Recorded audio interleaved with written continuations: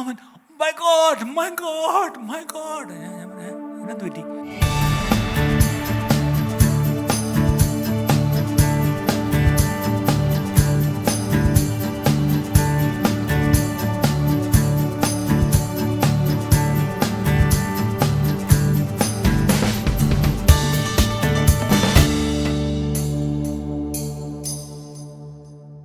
കഴിഞ്ഞ കുറേ ആഴ്ചകളായിട്ട് നമ്മൾ പഠിക്കുന്ന ഒരേ ഒരു വിഷയമാണ് the Lord is my strength. എൻ്റെ ദൈവമാണ് എൻ്റെ ബലം, യഹോവ എൻ്റെ ബലം, അല്ലേ? ഈ ഒരൊറ്റ ഭാഗമാണ് നമ്മൾ പഠിച്ചുകൊണ്ടേയിരിക്കുന്നത്. എൻ്റെ ദൈവം എൻ്റെ ബലമാണെങ്കിൽ എന്നെ സംബന്ധിച്ചോളം നമ്മൾ ഇന്നത്തെ കാര്യങ്ങൾ മനസ്സിലാക്കണം. എന്താണ്? I am weak. If God is your strength that shows that you are weak. നമ്മുടെ വീക്ക്നെസ് എന്തൊക്കെയാണ് നമ്മൾ കഴിഞ്ഞ ആഴ്ചകളിലെല്ലാം കണ്ടു. ഒന്ന്, മൈ ഫ്ലെഷ് ഈസ് വീക്ക്. എൻ്റെ ജഡം ബലഹീനമാണ്. ഞാനൊരു ബലഹീന ജഡത്തിലാണ് ഞാൻ വസിക്കുന്നത്. അത് സത്യം മറക്കരുത്. അത് നമ്മൾ വിശദമായിട്ട് ഒരാഴ്ച കണ്ടു. കഴിഞ്ഞ വേറൊരാഴ്ച കണ്ടു മൈ ഫെയ്ത്ത് ഈസ് വീക്ക്. എൻ്റെ വിശ്വാസവും ബലഹീനമാണ്. ഇവിടെ ഇരിക്കുന്ന എത്ര വിശ്വാസ വീരന്മാരുണ്ടെന്ന് കൈവക്കാമോ? ഒന്നൊന്ന് ശിക്ഷപ്പെടാനാ വിശ്വാസ വീരന്മാർ ആരുമില്ലേ? അപ്പം എന്തോ അവിശ്വാസികളാണോ? അതുമല്ല, പിന്നെന്തുവാ? അല്പവിശ്വാസികൾ, അല്ലേ? യേശു എന്നെ വിളിച്ച് അല്പവിശ്വാസികളെ. ഓ യു ഓഫ് ലിറ്റിൽ ഫെയ്ത്ത് എന്ന് പറഞ്ഞ പോലെ ഇന്ന് ഈ അല്പവിശ്വാസികളെ കൊണ്ടും അവിശ്വാസികളെ കൊണ്ട് നിറഞ്ഞിരിക്കുക സഭ. അതൊന്ന് മാറി വിശ്വാസികളെ കൊണ്ടൊന്ന് നിറയണം. അങ്ങനെയെങ്കിൽ എൻ്റെ വിശ്വാസം ബലഹീനമാണ് എന്നുള്ളത് നമ്മൾ വളരെ വിശദമായി കണ്ടു. ഇന്ന് മറ്റൊരു ബലഹീനത നമ്മളൊന്ന് ചിന്തിക്കാൻ പോകും. എന്താണെന്നറിയാമോ? My body is week. എൻ്റെ ശരീരം ബലഹീനമാണ്. അതെല്ലാവരും സമ്മതിക്കും. അയ്യോ, അതിപ്പോഴെങ്കിലും ഒന്ന് പാസ്റ്റർ പറഞ്ഞില്ല, ഇപ്പം തന്നെ ഞാനിങ്ങോട്ട് കയറി വന്ന് എനിക്കിവിടെ ഇരിക്കുമ്പോഴേ എൻ്റെ രണ്ട് മുട്ടും അങ്ങ് അയ്യോ. ഈ ശരീരത്തിലെ ബലഹീനത പറയുമ്പോൾ എല്ലാവരും അങ്ങ് പെട്ടെന്ന് ലൈവാവും. കാരണം അവർക്ക് അത് ഐഡൻറ്റിഫൈ ചെയ്യാൻ കഴിയും. മറ്റെന്തൊക്കെ ബലഹീനത അത് സമ്മതിക്കത്തുമില്ല. പക്ഷേ ശരീരത്തിലെ പറഞ്ഞു കഴിഞ്ഞാൽ അയ്യോ എല്ലാവർക്കും അങ്ങ് മനസ്സിലാവും. നമ്മുടെ എല്ലാ ശരീരത്തിൽ നമുക്കൊരുപാട് ബലഹീനതകളുണ്ട്, ഒരുപാട് രോഗങ്ങളുണ്ട്, അല്ലേ? വി സ്ട്രഗിൾ, അല്ലെങ്കിൽ വേറൊരു വാക്കി പറഞ്ഞാൽ we all have weaknesses in our body. പക്ഷേ ഒരു കാര്യം സത്യം, our God is our healer. അതെത്ര പേര് വിശ്വസിക്കുന്നു? നമുക്കൊരു വാക്യം വായിക്കാം. പുറപ്പാട് പുസ്തകം 15-ാം അധ്യായം 26-ാം വാക്യം. പുറപ്പാട് പുസ്തകം 15:26. Exodus chapter 15 verse 26. അതിൻ്റെ അവസാന ഭാഗമാണ് ഞാൻ നിന്നെ സൗഖ്യമാക്കുന്ന യഹോവയാകുന്നു എന്ന് അരുളി ചെയ്തു. ഞാൻ നിന്നെ സൗഖ്യമാക്കുന്ന യഹോവ. നമ്മുടെ ദൈവത്തിന് ഒത്തിരി പേരുകളുണ്ട്, അല്ലേ? നമുക്കറിയാമല്ലോ, യഹോവ ഒത്തിരി പേരുകളുണ്ട്. അതിലൊരു പേരാണ് സൗഖ്യമാക്കുന്ന യഹോവ. ഹീ ഈസ് അവർ ഹീലർ, അല്ലേ? നമുക്ക് പലപ്പോഴും നമ്മുടെ ദൈവത്തെ, യേശുവിനെ രക്ഷകനെന്ന് പറയാൻ ഒരു ബുദ്ധിമുട്ടുമില്ല. പക്ഷേ അവനെൻ്റെ സൗഖ്യദായകനെന്ന് പറയാൻ ഇച്ചിരി ബുദ്ധിമുട്ടാണ്, അല്ലേ? രക്ഷകനായിട്ട് അംഗീകരിക്കാൻ ആർക്കെങ്കിലും പ്രയാസം ഉണ്ടായിട്ടുണ്ടോ? ഒരു പ്രയാസവുമില്ല. പക്ഷേ സൗഖ്യദായകനെന്ന് പറഞ്ഞാൽ അത് അവിടെ ചെറിയൊരു ഒരു സ്ട്രഗിളുണ്ട്. ഇന്ന് നമുക്ക് ശരിക്കും ദൈവവചനത്തിലേക്ക് നമുക്കൊന്ന് വരാം. എൻ്റെ സൗഖ്യദായകൻ മാത്രമല്ല, അതേ അധ്യായത്തിൻ്റെ 11-ാം വാക്യത്തിൽ അവിടെ ഇരിക്കുന്നത് സ്തുതികളിൽ ഭയങ്കരനെ, അത്ഭുതങ്ങളെ പ്രവർത്തിക്കുന്നവനെ. ആറ്റ വാക്ക് പറയാനാണ് ഞാൻ വായിച്ചത്. അത്ഭുതങ്ങളെ പ്രവർത്തിക്കുന്നവനെ. He's a God of miracles, അല്ലേ? അത്ഭുതം പ്രവർത്തിക്കുന്നത്. ഞാൻ 3-4 ആഴ്ച മുമ്പ് പറഞ്ഞു, if you can explain it God didn't do it. എന്താണ്? If you can explain it God didn't do it, അല്ലേ? എങ്കിൽ പിന്നെ അത് അത്ഭുതമല്ല. ഇന്നത്തെ പ്രശ്നമെല്ലാം നമ്മൾ അനുഭവിക്കുന്നതൊക്കെ നമുക്ക് എക്സ്പ്ലെയിൻ ചെയ്യാൻ പറ്റുന്നുണ്ട്. അതുകൊണ്ട് തന്നെ അതിനകത്ത് അത്ഭുതത്തിൻ്റെ എലിമെൻ്റ് ഇല്ല. പക്ഷെ ചിലതൊക്കെ ചിലപ്പോൾ പറയുന്നത് കേട്ടാൽ നമുക്കറിയാം അതൊരു അത്ഭുതമാണ്. ആ മനുഷ്യൻ ജീവിച്ചിരിക്കുന്നൊരു അത്ഭുതമാണ്. അയ്യോ ഇതൊരു അത്ഭുതമാണ്. അതെന്തുകൊണ്ടാണ്? ദൈവം ചെയ്തുകൊണ്ടാണ്. അങ്ങനെയാണെങ്കിൽ നമ്മുടെ ദൈവം അത്ഭുതങ്ങളെ ചെയ്യുന്ന ദൈവം. എത്ര പേര് ആമേൻ പറയും? My God is A God of miracles. അതിനെന്താ സംശയം? ഇവിടേക്ക് നിങ്ങൾ എത്ര പേരുണ്ട്, അല്ലേ? നിങ്ങളുടെ ആയുസ് ഈ പറഞ്ഞ പോലെ എണ്ണപ്പെട്ടു എന്ന് ഈ പറഞ്ഞ പോലെ എഴുതി തന്നേയില്ലേ? നിങ്ങൾ ഇന്നും ജീവനോടിരിക്കുന്നെങ്കിൽ അത് അത്ഭുതം തന്നെയാണ്. അത് അത്ഭുതം തന്നെയാണ്. അതിൻ്റെ അർത്ഥം നമ്മുടെ ദൈവം അത്ഭുതങ്ങളുടെ ദൈവം എന്നുള്ളതിൻ്റെ സാക്ഷ്യപത്രങ്ങളാണ് നമ്മളിരിക്കുന്നത് പലരും. അതിനായിട്ട് ദൈവത്തിന് സ്തോത്രം, ദൈവത്തിന് സ്തോത്രം. ഇനി ഈ കർത്താവിനാൽ അസാധ്യമായതൊന്നുമില്ല. പ്രത്യേകിച്ച് രോഗസൗഖ്യമാണെന്ന് നമ്മൾ പറയുന്നതെങ്കിൽ ബൈബിൾ മുഴുവൻ ഈ പറഞ്ഞ രോഗസൗഖ്യത്തിൻ്റെ ഒരുപാട് സാക്ഷ്യങ്ങളുണ്ട്. ഇനി രോഗസൗഖ്യം ബൈബിളിൽ മാത്രമല്ല, നമ്മളിവിടെ ഇരിക്കുന്നവരും അനേകർ ആ രോഗസൗഖ്യത്തിൻ്റെ സാക്ഷികൾ തന്നെയാണ്. ഇനി അന്ന് വേദപുസ്തകത്തിൽ പലരെ സൗഖ്യമാക്കിയെങ്കിൽ 2000 കൊല്ലം ക്രിസ്തീയ ചരിത്രത്തിലും അനേക സൗഖ്യത്തിൻ്റെ സാക്ഷികൾ നമ്മൾ കേട്ടിട്ടുണ്ടെങ്കിൽ അതേ ദൈവത്തെ തന്നെയാണ് നമ്മൾ ഇന്ന് സേവിക്കുന്നത്. എൻ്റെ അർത്ഥം നമ്മുടെ ദൈവം ഇന്നലെയും ഇന്നും എന്നേക്കും അനന്യൻ. അതെവിടെയാണ് ആ വാക്യം? എബ്രായലേഖനം 13-ാം അധ്യായം 8-ാം വാക്യം. He is the same yesterday today and for ever. ഇനി യെശയ്യാ 53-ാം അധ്യായത്തിൽ 4-5 വാക്യം, യെശയ്യാ 53-ാം അധ്യായം 4-5 വാക്യം. സാക്ഷാൽ നമ്മുടെ രോഗങ്ങളെ അവൻ വഹിച്ചു, നമ്മുടെ വേദനകളെ അവൻ ചുമന്നു. നാമോ ദൈവം അവനെ ശിക്ഷിച്ചും അടിച്ചും ദണ്ഡിപ്പിച്ചുമിരിക്കുന്നുവെന്ന് വിചാരിച്ചു. എന്നാൽ അവൻ നമ്മുടെ അതിക്രമങ്ങൾ നിമിത്തം മുറിവേറ്റും നമ്മുടെ അകൃത്യങ്ങൾ നിമിത്തം തകർന്നുമിരിക്കുന്നു. നമ്മുടെ സമാധാനത്തിനായുള്ള ശിക്ഷ അവന്റെ മേലായി, അവന്റെ അടിപ്പിണരുകളാൽ നമുക്ക് സൗഖ്യം അവന്റെ അടിപ്പിണരുകളാൽ നമുക്ക് സൗഖ്യം വന്നുമിരിക്കുന്നു. By his stripes we are healed. അവൻ്റെ അടിപ്പിണർ. ഈ അടിപ്പിണർ എന്നുള്ളത് സാധാ ഉപയോഗിക്കുന്നൊരു വാക്കല്ല. ഞാൻ ഇംഗ്ലീഷ് സർവീസ് പറയായിരുന്നു, സ്ട്രൈപ്സ് എന്നുള്ളത് നമുക്കാരും ഉടുപ്പിലെ സ്ട്രൈപ്സ് മാത്രമേ നമുക്കറിയാവൂ അല്ലേ. ഹിസ് വൂൺസ്, അവൻ്റെ അടിയുടെ പാട്, തഴമ്പുകളെല്ലാം ഉണ്ട്. അതാണ് നമുക്ക് സൗഖ്യം വരുത്തിയത്. ഇത് മെശിയാവിനെക്കുറിച്ച് ഈ പ്രവാചകനിലൂടെ എത്രയോ നൂറ്റാണ്ട് മുമ്പ് പറഞ്ഞതാണ്.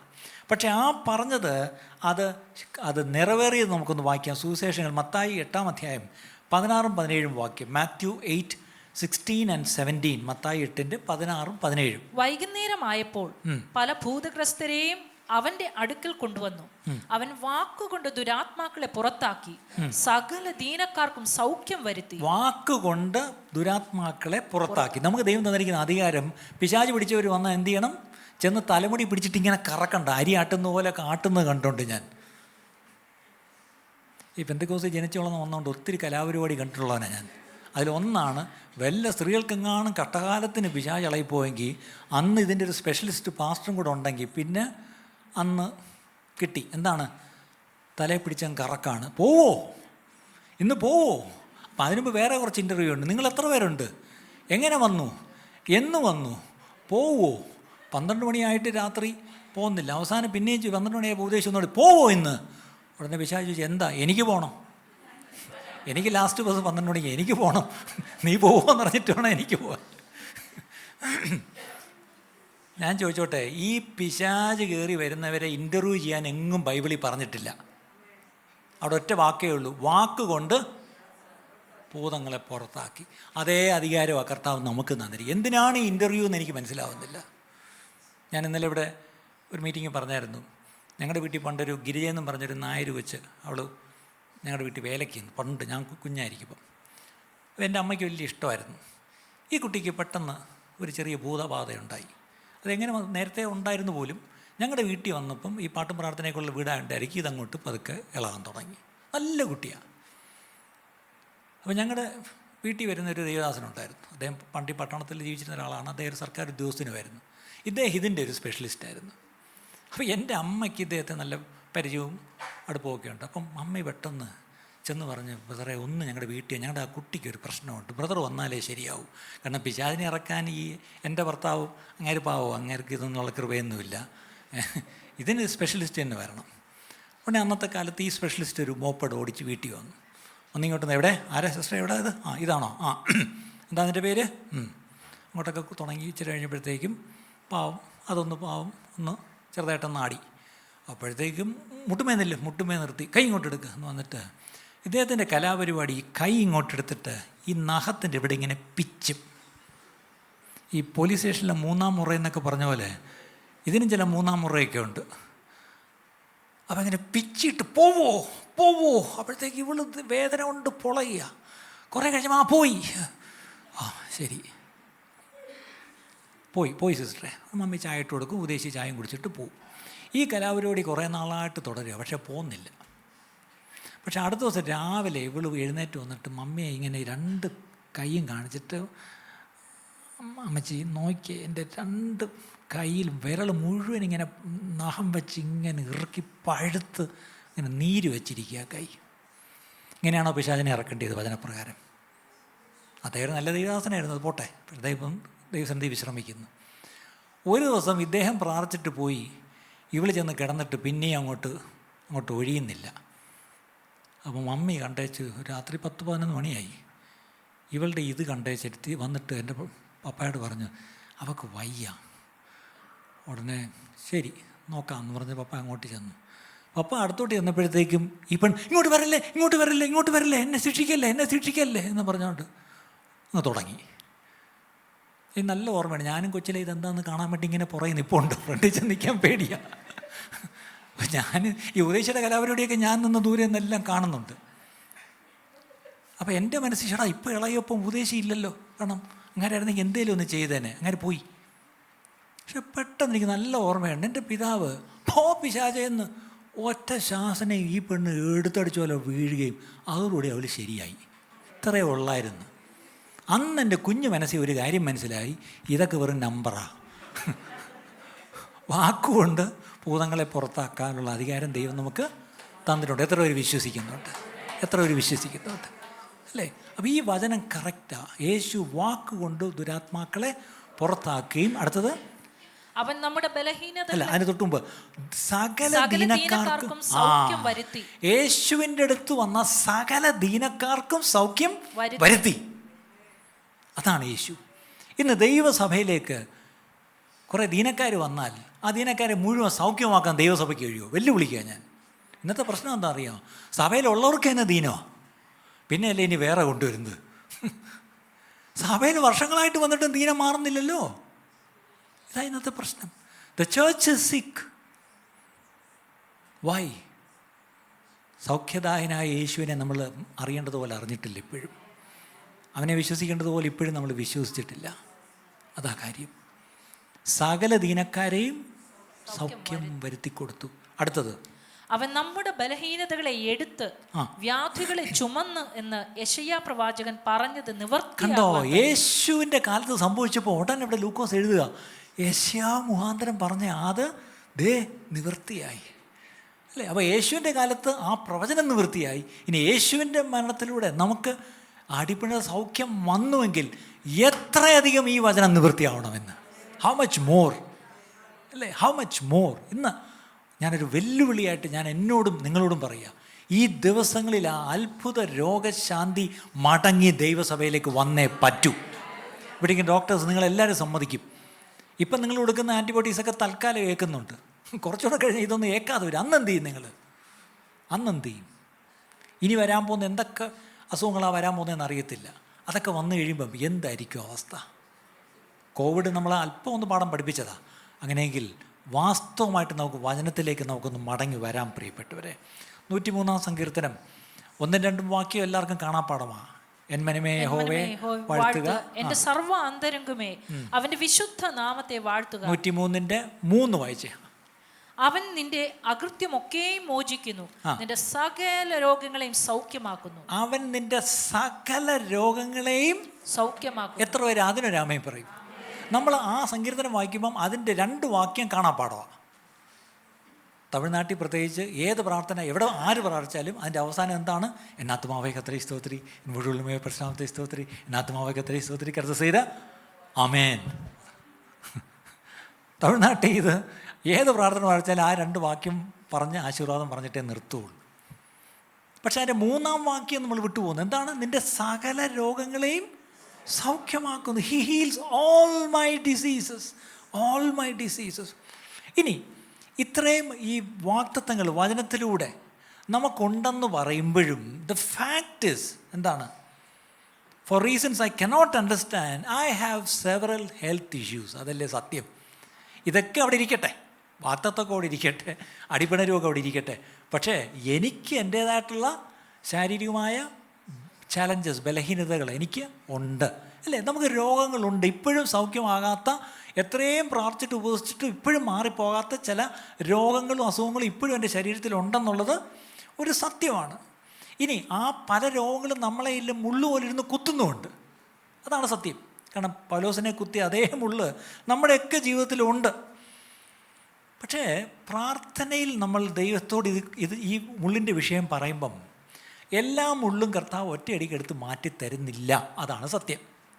അവിടെയാണ് നമ്മൾ ധൈര്യപ്പെടേണ്ടത്. പൗലോസ് പോയി 3 പ്രാവശ്യം ഇതൊന്ന് മാറ്റിത്തരണമേ എന്ന് പറഞ്ഞപ്പം 3 പ്രാവശ്യവും മാറ്റിക്കൊടുത്തില്ല. പക്ഷെ പകരം കൊടുത്ത് എന്താണ്? കൃപ കൊടുത്തു. ഇന്ന് നമ്മുടെ പ്രശ്നം നമുക്ക് ഈ കൃപ വേണ്ട, എന്തു വേണം? അതുകൊണ്ട് കൃപയേ ഇല്ല, മുള്ളും മാറിയില്ല. ആലോചിച്ച് ഡയബറ്റീസ് മാറിയോ? ഇല്ല. കഴിഞ്ഞ പ്രാവശ്യം എന്താ ഡോക്ടർ പറഞ്ഞത്? ഇനി ഇൻസുലിനേ ഉള്ളെന്ന് പറഞ്ഞല്ലേ? അതിൻ്റെ അർത്ഥം ഡയബറ്റീസ് മാറിയില്ല. പക്ഷെ ആദ്യം തൊട്ട് ദൈവം പറയുന്നത് കൃപ തരാമെന്ന്. നമ്മളതൊന്ന് കൃപ വേണം. ആധാർക്ക് വേണം. ഇതായി പ്രശ്നം. നമ്മൾ ഈ കൃപയെ അണ്ടർ വാല്യൂ ചെയ്യുന്നതാണ് ഈ കുഴപ്പം, അല്ലേ? നമുക്ക് വേണ്ടുന്ന കൃപ നമ്മുടെ ആ പ്രശ്നത്തിൽ, ആ സാഹചര്യത്തിൽ അവിടെ ദൈവമഹത്വം വെളിപ്പെടുത്തത്തക്കവണ്ണം, അല്ലേ, ദൈവത്തിന് എന്നെ എടുത്ത് ഉപയോഗിക്കത്തക്കവണ്ണം ദൈവം കൃപ തരാൻ തയ്യാറാണ്. പക്ഷെ ഞാൻ പറഞ്ഞു എനിക്ക് കൃപ വേണ്ട, എനിക്ക് ഞാൻ പറയുന്ന പോലെ എൻ്റെ അസുഖം മാറ്റിത്തരണം. എങ്കിൽ പിന്നെ അവിടെ ഇരിക്കട്ടെ. ഇതാണ് പ്രശ്നം. ഇന്ന് സത്യം മനസ്സിലാക്കിക്കോണം. ദൈവം എൻ്റെ ആ സാഹചര്യത്തിൽ തരുന്ന ദൈവ കൃപയാണ് വലുത്. We are so selfish. നമ്മൾ പറയാം എനിക്ക് ദൈവകൃപ വേണ്ട, എൻ്റെ ഈ പ്രശ്നം പരിഹരിച്ചു തരണം. ദൈവം പറയും ഇല്ല, എൻ്റെ ഹിതമാണോ നിൻ്റെ ഹിതമാണോ നടക്കേണ്ടത്? എൻ്റെ ഹിതം നിനക്ക് ഞാൻ കൃപ തരാം, ആ കൃപ മതി. പക്ഷെ ഇന്ന് നമ്മൾ കിടന്ന് സ്ട്രഗിൾ ചെയ്യുക, നോ കൃപ എനിക്ക് വേണ്ട, എനിക്ക് എന്ത് ചെയ്യണം? ഇത് മാറ്റിത്തരണം, അല്ലേ? അവിടെ നമുക്ക് 2 കൊരിന്ത്യർ 12-ാം അധ്യായത്തിൻ്റെ 8-9 വാക്യം, 2 കൊരിന്ത്യർ 12-ാം അധ്യായം 8-9 വാക്യം, അതെന്നെ വിട്ട് നീങ്ങേണ്ടതിന് ഞാൻ 3 വട്ടം കർത്താവിനോട് അപേക്ഷിച്ചു. അവൻ എന്നോട് എൻ്റെ കൃപ നിനക്ക് മതി, എൻ്റെ ശക്തി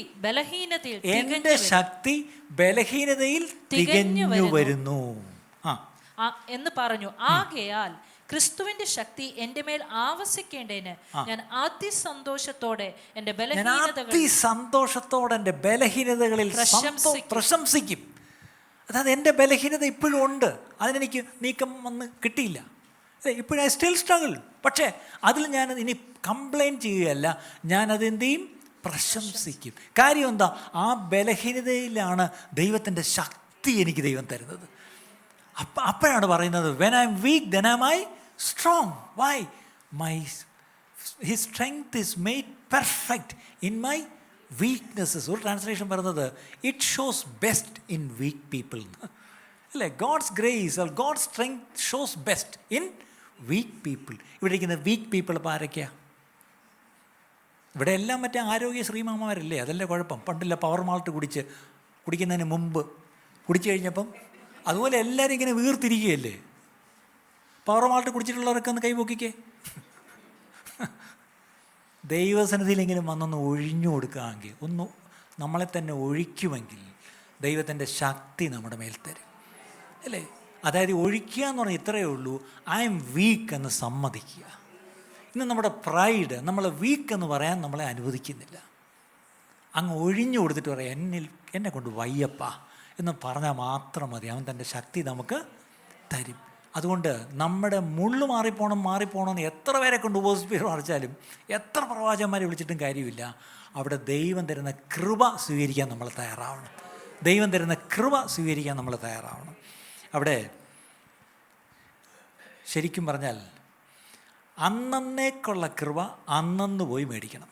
നമുക്കറിയാം ഇസ്രായേൽ മക്കൾക്ക് രാവിലെ അവിടെ വീണ് കിടക്കും. എന്താണ്? മന്ന. അത് അന്നേക്കുള്ളത് പറക്കിയെടുക്കണം. അടുത്ത ദിവസത്തേക്ക് പറക്കി വയ്ക്കാനും പറ്റത്തില്ല, അല്ലേ? ഇന്നും ഈ ദൈവകൃപയുടെ സപ്ലൈയും അങ്ങനെ തന്നെയാണ്. ഡെയിലി കോട്ടയാണ്. രാവിലെ പോയി അത് മേടിച്ചോണം. അതെപ്പോഴാണ് കൊടുക്കുന്നത്? ഇപ്പോൾ റേഷൻ കടയിൽ രാവിലെ കിട്ടുമെന്ന് പറഞ്ഞാൽ രാവിലെ പോയി ക്യൂ നിൽക്കുമായിരുന്നു പണ്ട്. ഇപ്പോഴൊക്കെ ആർക്ക് റേഷൻ കട വേണം?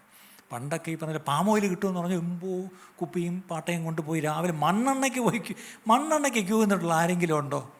ഈ പാവപ്പെട്ട ഞാനൊക്കെ മണ്ണെണ്ണയ്ക്കും ഒക്കെ എന്തുമാത്രം റേഷൻ കടയുടെ മുന്നിൽ ചെന്ന് ക്യൂ നിന്നിട്ടുണ്ടെന്നറിയാം. അത് രാവിലെ പോയാലേ അത് കിട്ടത്തുള്ളൂ, അല്ലേ? അപ്പോൾ ഇവിടെ ലാമെൻറ്റേഷൻസ്, വിലാപങ്ങൾ എന്നൊരു പുസ്തകമുണ്ട്. അങ്ങനെ ഒരു പുസ്തകം ബൈബിളിലുണ്ട്. അത് പഴയ നിയമത്തിലോ പുതിയ നിയമത്തിലോ? ആ സങ്കീർത്തനത്തിന് മുമ്പോ പിമ്പോ? യെരമ്യാവിന് ശേഷമോ മുമ്പോ? ഇന്ന് തപ്പിയെടുത്തോ? അല്ല ഇപ്പം എന്ത്? വിലാപങ്ങൾ 3:22-23. ഒന്ന് ഉറക്ക വായിക്കേ.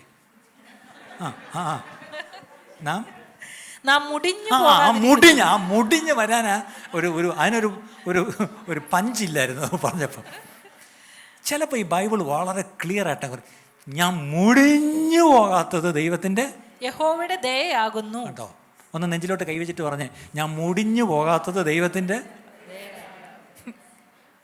ഇപ്പം മനസ്സിലായല്ലോ എന്തിനാണ് നമ്മളൊക്കെ ജീവിച്ചിരിക്കുന്നതെന്ന്. എന്നേ മുടിഞ്ഞു പോകേണ്ടതാ. മുടിഞ്ഞു പോകാത്തത് ദൈവത്തിൻ്റെ ദയയാണ്. അടുത്തത് അവന്റെ കരുണ തീർന്നു കണ്ടോ, കർത്താവിന് നമ്മളുള്ള കരുണ തീർന്നു പോയിട്ടില്ല കേട്ടോ. അടുത്തത്, അത് രാവിലെ തോറും പുതിയതും നിന്റെ വിശ്വസ്തത വലിയതുമാകുന്നു. അത് രാവിലെ തോറും പുതിയത്. His mercies are new every morning. അതിൻ്റെ അർത്ഥം രാവിലെ തോറും പോയി അതങ്ങ് ടോപ്പപ്പ് ചെയ്തായിരുന്നു. അത് പുതിയ വാക്കി പറയാം, ടോപ്പപ്പ് ചെയ്യണം. നിങ്ങളൊക്കെ ഈ സ്മാർട്ട് ഫോണൊക്കെ ഉപയോഗിക്കുന്നവരല്ലേ, ഈ ഓരോ വലിയ കണക്ഷൻസൊക്കെ എടുക്കും. ഇപ്പോൾ എൻ്റെ ഫോണിലൊക്കെ രാവിലെ ഒരു 11 മണിയാകുമ്പോൾ ഇന്നത്തെ എൻ്റെ 50% കോട്ട തീർന്നു കേട്ടോ, ഇനി 50 ഉള്ളൂ. 50 ഉണ്ടല്ലോ എന്ന് പറഞ്ഞിരിക്കും. ഒരു ഉച്ച 2 മണിയായപ്പോൾ 100% തീർന്നു, ഇനിയില്ല, ഇനി എല്ലാം സ്ലോ ആവും. നമ്മൾ നേരം എഴുന്നേൽക്കുമ്പോഴേ കോട്ട തീർന്നാണ് എഴുന്നേക്കുന്നത്. പിന്നെ പ്രത്യേകിച്ച് ഇനി ഡിസ്ചാർജ് ആവാനൊന്നുമില്ല, എല്ലാം രാവിലെ തന്നെ. പിന്നെ പലരും ഈ പറഞ്ഞാൽ എപ്പോഴാണ് ചാർജ് ചെയ്യുന്നതെന്നറിയാമോ? നിങ്ങൾക്ക് പലർക്കും ഈ ഞായറാഴ്ച ചർച്ചാണ് നിങ്ങളുടെ ചാർജിങ് സ്റ്റേഷൻ.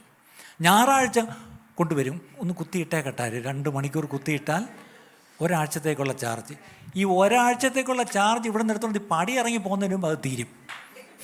അതുകൊണ്ട് ഓർത്തോണം, രാവിലെ ദൈവസന്നിധി പോയി അന്നത്തെ ദിവസത്തേക്കുള്ള ചാർജ് നിങ്ങൾ പ്രാപിച്ചോണം. എത്ര പേർക്ക് അത് മനസ്സിലായി? ഇന്ന് രാവിലെ നിങ്ങൾ ചാർജ് ചെയ്തോ? ഞാൻ ചോദിച്ചോട്ടെ, നിങ്ങളുടെ ഫോൺ രാത്രി എണീറ്റ് ആദ്യം ചെയ്തത് കൊണ്ട് കുത്തി ചാർജ് ചെയ്യും.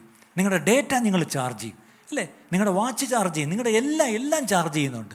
പക്ഷെ എൻ്റെ ചോദിച്ചോട്ടെ, രാവിലെ ദൈവസന്നിധിയിൽ പോയി നമ്മൾ അവൻ്റെ കൃപ, അന്നേക്കുള്ള കൃപ നമ്മൾ ചാർജ് ചെയ്തോ? രാവിലെ തോറും പുതിയ ദയുണ്ടല്ലോ, അത് പോയി പ്രാപിച്ചോ പ്രിയപ്പെട്ടവരെ? അതില്ലെങ്കിൽ ഉച്ചയാകുമ്പോഴത്തേക്കും ഈ പറഞ്ഞ പോലെ ചുവപ്പ് കത്തി അവസാനം പോയി. ഇപ്പം തന്നെ പലരും പോയി. ഇനി എപ്പോഴാണ് ചാർജ് ചെയ്യുന്നതെന്നുള്ളതാണ് പ്രശ്നം അല്ലേ? 4 പാട്ട് പാടി എൻ്റെ ചാർജൊക്കെ പോയി, ഇറങ്ങിപ്പോയി. ദൈവവചനം വന്നപ്പോഴത്തെ പാട്ടിലല്ല ചാർജ് പ്രിയപ്പെട്ടത്. ഞാൻ തുറന്നു പറയുക, ഈ ദൈവവചനമാണ് നമ്മളെ ചാർജ് ചെയ്യേണ്ടത്. ഇത് നമ്മളൊരു ഓളം ഉണ്ടാക്കി ഇങ്ങനെ ചാർജ് ചെയ്ത് ഇങ്ങനെ ഇരിക്കാനാണ്. ഇപ്പം ഞാനും ഇതും കൊണ്ട് എനിക്ക് വയ്യ എന്ന് പറഞ്ഞു കഴിഞ്ഞാൽ നിങ്ങളും അങ്ങ് ചാടി എഴുന്നേറ്റ് എന്നെ വന്ന് കെട്ടിപ്പിടിക്കുകയൊക്കെ ചെയ്യും. ഒരു കാര്യമില്ല കേട്ടോ. അത് ഇവിടെ ഇരിക്കുമ്പോൾ അന്യോന്യം കെട്ടിപ്പിടിക്കാം, വീട്ടിൽ പോകുമ്പോൾ എന്ത് ചെയ്യും? എൻ്റെ പ്രശ്നം ഇവിടെ അല്ലല്ലോ. ഞാൻ ജീവിതത്തിലേക്ക്, ലോകത്തിലേക്ക്, എൻ്റെ വീട്ടിലേക്ക്, എൻ്റെ ദൈനംദിന കാര്യങ്ങളിൽ ഇറങ്ങുമ്പം അവിടെ എനിക്ക് ദൈവകൃപ വേണ്ടിയത്. ഇവിടെ ഇരിക്കുമ്പം കൊള്ളാം. ഞാൻ വഞ്ചിക്കപ്പെടരുത് പ്രിയപ്പെട്ടവരെ. ഞാൻ വേദനയോടെ പറയുക, ദൈവവചനം ഉള്ളിലേക്ക് വരട്ടെ. ഈ കേൾക്കുന്ന വചനമെല്ലാം നമ്മുടെ ഉള്ളിലേക്ക് എടുക്കാനാണ്. ഈ വചനമാണ് നമ്മളെ ധൈര്യപ്പെടുത്തേണ്ടത്. ഈ വചനമാണ് നമുക്ക് കൃപയായി, ശക്തിയായി നമ്മുടെ ബലഹീനതയിൽ നമുക്ക് തുണ നിൽക്കേണ്ടത്. നമ്മൾ വാസ്തവമായിട്ടും ഈ പറഞ്ഞ ദൈവ മഹത്വം നമ്മളിലൂടെ വെളിപ്പെടണമെങ്കിൽ ബലഹീനരായിരിക്കുന്ന നമ്മളിൽ ആ ദൈവകൃപ നമ്മൾ പ്രാപിക്കണം പ്രിയപ്പെട്ടവരെ. അവിടെ ഈ പറഞ്ഞ പോലെ നമ്മൾ ദൈവിക രോഗശാന്തി എന്ന് ഞാൻ നേരത്തെ പറഞ്ഞു. അതിൻ്റെ അർത്ഥം മരുന്നെടുക്കുന്നത് പാവമാണോ? അതൊരു വലിയ ചോദ്യമാണ്. ഒന്ന് ഉത്തരം പറയാൻ ആരെങ്കിലും? മരുന്നെടുക്കുന്നത് പാവമാണോ? അല്ല, കാരണം നമ്മളെല്ലാം മരുന്നെടുക്കുന്നവരല്ലേ. അതുകൊണ്ട് പിന്നെ പാവമാണെങ്കിൽ നമ്മളത് ചെയ്യുമോ? ഒരു വാക്യമുണ്ട് സുവിശേഷങ്ങളിൽ, മത്തായി 9:12. യേശു അത് കേട്ടാറേ ദീനക്കാർക്കല്ലാതെ സൗഖ്യമുള്ളവർക്ക് വൈദ്യനെ കൊണ്ട് ആവശ്യമില്ല. അത് ഇംഗ്ലീഷിലാണ്, it's the sick who needs a healer എന്നാണ്. ഇവിടെ ഒരു കാര്യം മനസ്സിലാക്കണം, ഡോക്ടേഴ്സ് ആർ നോട്ട് ഹീലേഴ്സ്. ഒരാമയം പറയാമോ? Doctors are not suppose to be your healers. Only God is your healer അല്ലേ? ബോധമുള്ള ഡോക്ടേഴ്സ് എഴുതിയിടും, we treat but he heals. ഞങ്ങൾ ചികിത്സിക്കുന്നു, കർത്താവാണ് സൗഖ്യമാക്കുന്നത്. അവിടെ നിങ്ങൾ ദയവ് ചെയ്ത് നിങ്ങളുടെ ഡോക്ടറെ നിങ്ങൾ ഹീലറായിട്ട് കാണരുത്. ഇന്നത്തെ ഏറ്റവും വലിയ പ്രശ്നം, ഞാനത് തിരുത്തുക, don't look to your doctor as your healer, look to God as your healer.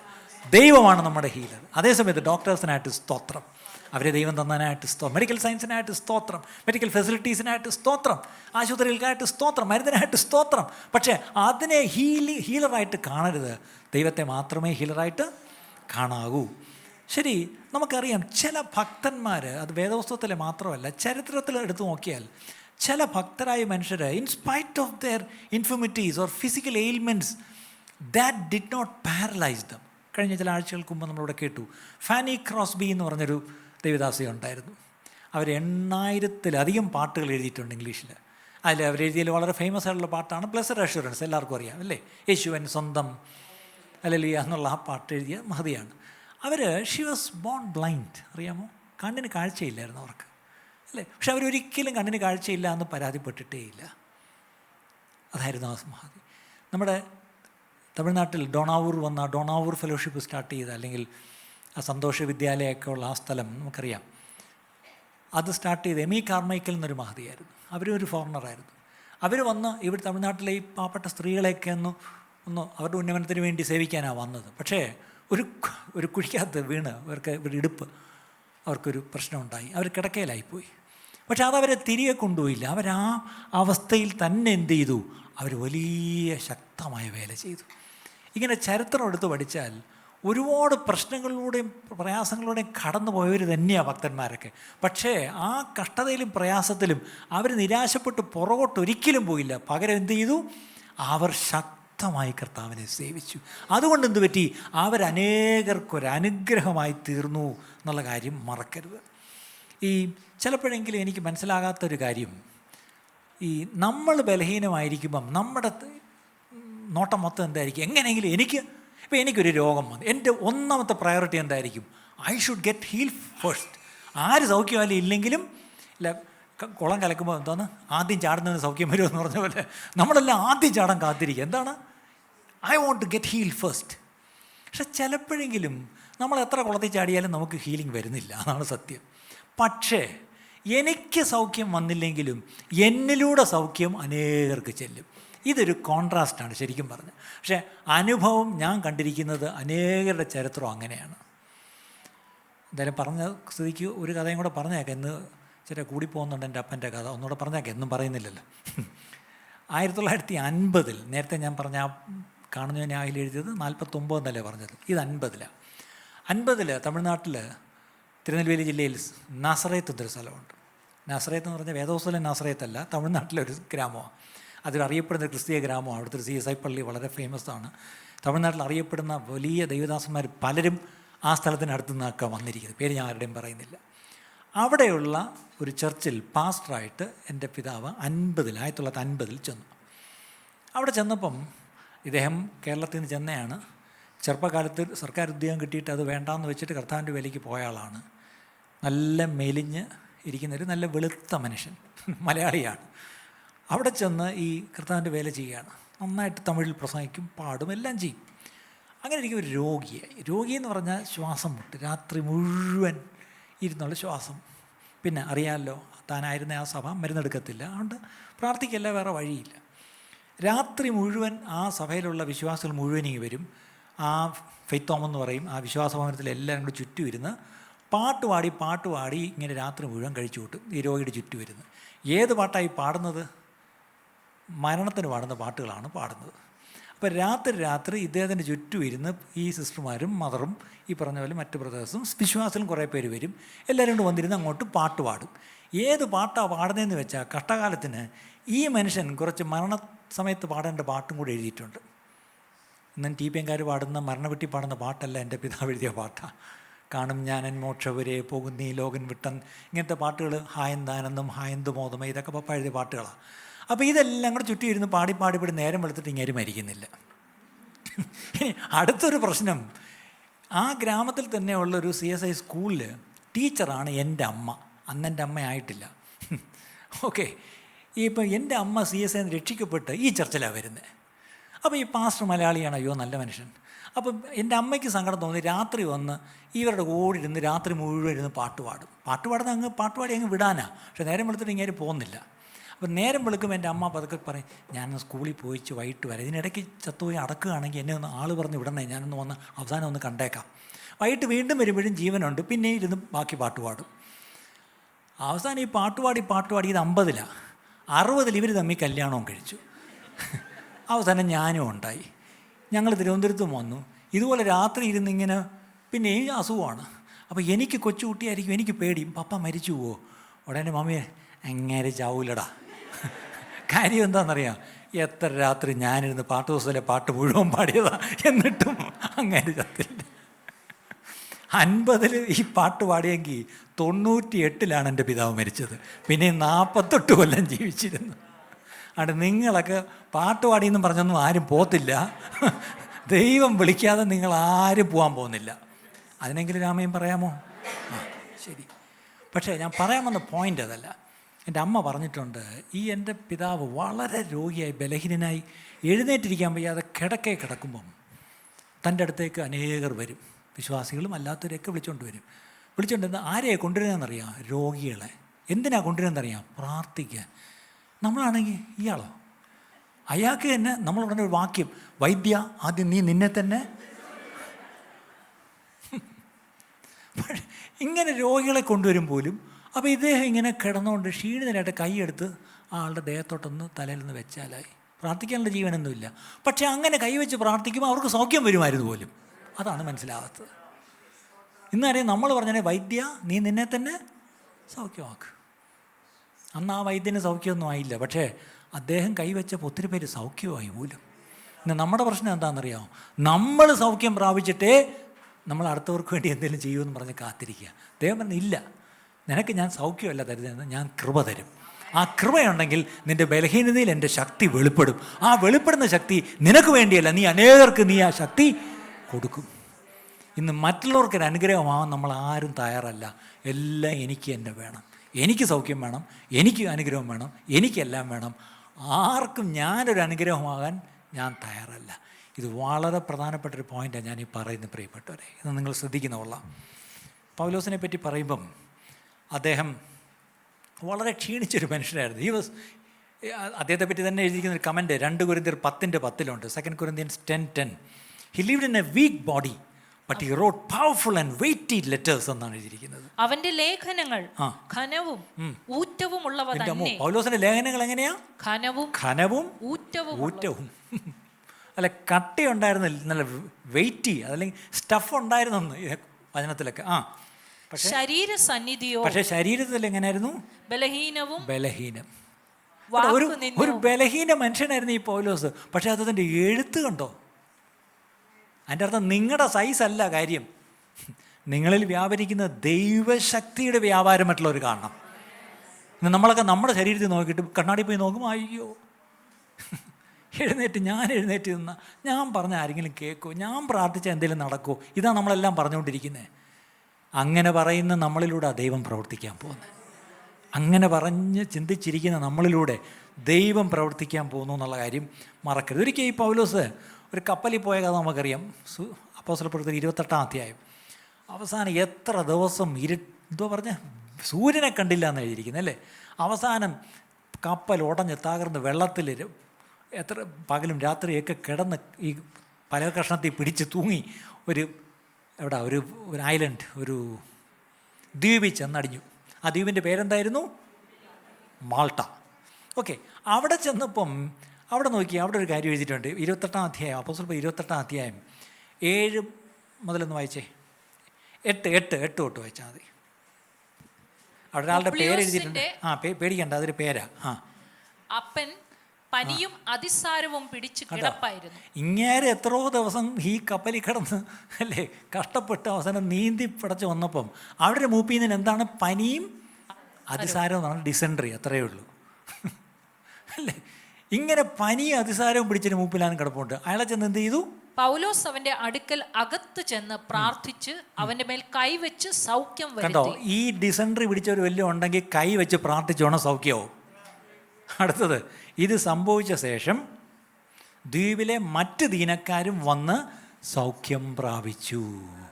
കണ്ടോ, ഈ കപ്പൽ തട്ടിത്തകർന്ന ആ ദ്വീപിൽ ചെന്ന് ഇവർ നീന്തി കയറാൻ കാര്യം എന്താ? അവിടെയുള്ള ഒത്തിരി രോഗികൾക്ക് യേശുവിൻ്റെ നാമത്തിൽ സൗഖ്യം കിട്ടാൻ കാരണമായി. നമ്മുടെ ജീവിതത്തിൽ ഇതുപോലെ അപ്രതീക്ഷിതമായ കാര്യങ്ങളിൽ ചെന്ന് നമ്മൾ ചിലപ്പോൾ പെടും. പക്ഷേ ചെന്ന് പെടുന്നത് അവിടെ ഈ പറഞ്ഞ പോലെ ദൈവത്തിനൊരു ഉദ്ദേശം ഉണ്ടായിരുന്നു. അവിടെയുള്ള ചിലരോടും ഈ യേശുവിൻ്റെ സുവിശേഷം അവിടെ എങ്ങനെയെങ്കിലും അവിടെ ചെന്നു ഞാൻ വിശ്വസിക്കുന്നു, ഈ സംഭവങ്ങളിലൂടെ അല്ലേ. തീർച്ചയായിട്ടും അയാൾ പ്രാർത്ഥിക്കുമ്പം യേശുവിൻ്റെ നാമത്തിലാണ് പ്രാർത്ഥിക്കുക. അപ്പോൾ അവരെല്ലാം കേൾക്കുക, ഇതെന്താ യേശുവിൻ്റെ നാമം, ഏതാ യേശു? ഓക്കെ, യേശുവിൻ്റെ നാമത്തിലുള്ള സൗഖ്യം അവർ ഇതേ ഒരു കാര്യം മനസ്സിലാക്കി. ആ കപ്പൽ ഛേദം പോലും ദൈവത്തിൻ്റെ ഒരു പദ്ധതിയായിരുന്നു അല്ലേ. ഈ നീന്തി പോയി കയറിയതും ഒക്കെ ദൈവത്തിൻ്റെ പദ്ധതിയാണ്. നമ്മുടെ ജീവിതത്തിൽ ഒരു ചെറിയൊരു എന്താണ് പറയുന്നൊരു അൺഈസിനെസ്, അല്ലെങ്കിൽ നമ്മുടെ ആക്ച്വൽ പ്ലാൻ, അല്ലെങ്കിൽ നമ്മുടെ നമ്മുടെ ആ പോക്കിൽ അല്പം ഒരു ഡീവിയേഷൻ വന്നാൽ നമ്മളങ്ങ് ഭയങ്കര അപ്സെറ്റാവും. ഒരു കഥ പറഞ്ഞേക്കാം. ഇത്രയും നേരം അപ്പൻ്റെ കഥയല്ലേ, ഇനി മോൻ്റെ കഥയും കൂടെ പറയാം. കഴിഞ്ഞ വർഷം ഇതേ സമയത്ത് ജീവിതത്തിൽ ആദ്യമായിട്ട് എനിക്കൊരു ഭാഗ്യം തന്നു. എന്താണ് ദൈവം? അത് ദൈവദാസന്മാരെ സംബന്ധിച്ച് വലിയ ഭാഗ്യമാണ്. എന്താണ് ഭാഗ്യം? USA പ്രദേശത്തേക്ക് പോകാനുള്ള ഭാഗ്യം ദൈവം തന്നു. ഒരു 40 ദിവസം അമേരിക്കയുടെ പ്രാന്തപ്രദേശത്തിലേക്കെല്ലാം ഒന്ന് പോകാനിടയാക്കി. അപ്പം കഴിഞ്ഞ വർഷം ഈ സമയത്ത് ഞാൻ പോയപ്പം ഹ്യൂസ്റ്റണിൽ നമ്മുടെ ഒരു വീട്ടിൽ താമസിച്ചിട്ട് അവിടെ നിന്ന് രാവിലെ അവിടുത്തെ സഹോദരൻ എന്നെ അവൻ്റെ കാറിൽ എന്നെ കൊണ്ട് എൻ്റെ ഒരു കസിൻ്റെ വീട്ടിൽ കൊണ്ടുവിടുക. എന്തിനാന്ന് ചോദിച്ചാൽ എൻ്റെ വേറൊരു നീസും കുടുംബവും സാൻ ആൻ്റണിയിൽ നിന്ന് ഓടിച്ചു വന്ന് എന്നെയും കൂട്ടി അവരുടെ അടുത്തോട്ട് പോവാം. അപ്പം എൻ്റെ കസിൻ പറഞ്ഞു, മോനെ നീ രാവിലെ ഇങ്ങ് എത്തണം, അവർ വരും, ഇത്ര മണിക്ക് ഇവിടെ തിരിക്കാനാണ്, അപ്പം നീ രാവിലെ ഇങ്ങ് എത്തുമല്ലോ, ആയിക്കോട്ടെ. പക്ഷെ ഞാൻ ഈ ഹ്യൂസ്റ്റണിൽ താമസിക്കുന്ന വീട്ടിൽ നിന്ന് ഇവരുടെ വീട്ടിൽ ചെല്ലാൻ തന്നെ ഒരു 1.5 മണിക്കൂർ എടുക്കും, നല്ല ദൂരമുണ്ട്. അപ്പോൾ രാവിലെ എഴുതി ഞങ്ങൾ കാപ്പിയും കുടിച്ച് ഈ നമ്മുടെ സഹോദരൻ എന്നെയും കൊണ്ട് വരിക. നല്ല സ്പീഡിൽ പൊയ്ക്കൊണ്ടിരുന്നപ്പോൾ പെട്ടെന്ന് അയ്യോ സാംചാ ഒരു പ്രശ്നമുണ്ട്. എന്ത് പറ്റി? ടയർ ഫ്ലാറ്റായി. കഷ്ടകാലത്തിന് അത് പുള്ളിയുടെ കാറല്ല, പുള്ളി റെൻ്റ് കാർ എടുത്തിരിക്കുക. കാരണം പുള്ളിയുടെ കാറിന് ഒരു ആക്സിഡൻറ്റ് പറ്റി കിട്ടിയില്ല. ഞാൻ ചെല്ലുന്നുണ്ട് റെൻ്റ് കാറൊക്കെ എടുത്ത് പുള്ളി റെഡിയായിട്ട് റെൻ്റ് കാർ എടുത്തപ്പോൾ ഏറ്റവും നല്ല കാറ് തന്നെ എടുത്തു, ഒരു വലിയ മോഡേൺ കാർ, എന്താണ് ലിങ്കൻ എങ്ങാണ്ടോ ഒരു കാർ, അതും എടുത്ത്. പക്ഷേ എന്ത് പറഞ്ഞിട്ട് എന്ത് ലിങ്കനാണ് എന്ത് കാര്യം, അത് ടയർ പോയില്ലേ. അപ്പം പുള്ളിയുടെ സ്വന്തം കാറായിരുന്നെങ്കിൽ പുള്ളിക്ക് ടയർ മാറാനും പിടിക്കാനും അറിയാം. ഇതൊരു വല്ലാത്ത കാറ്, പുള്ളിക്കൊന്നും പറ്റുന്നില്ല. നേരം വെളുത്തൊരു 7-7:30 മണിയായതേ ഉള്ളൂ.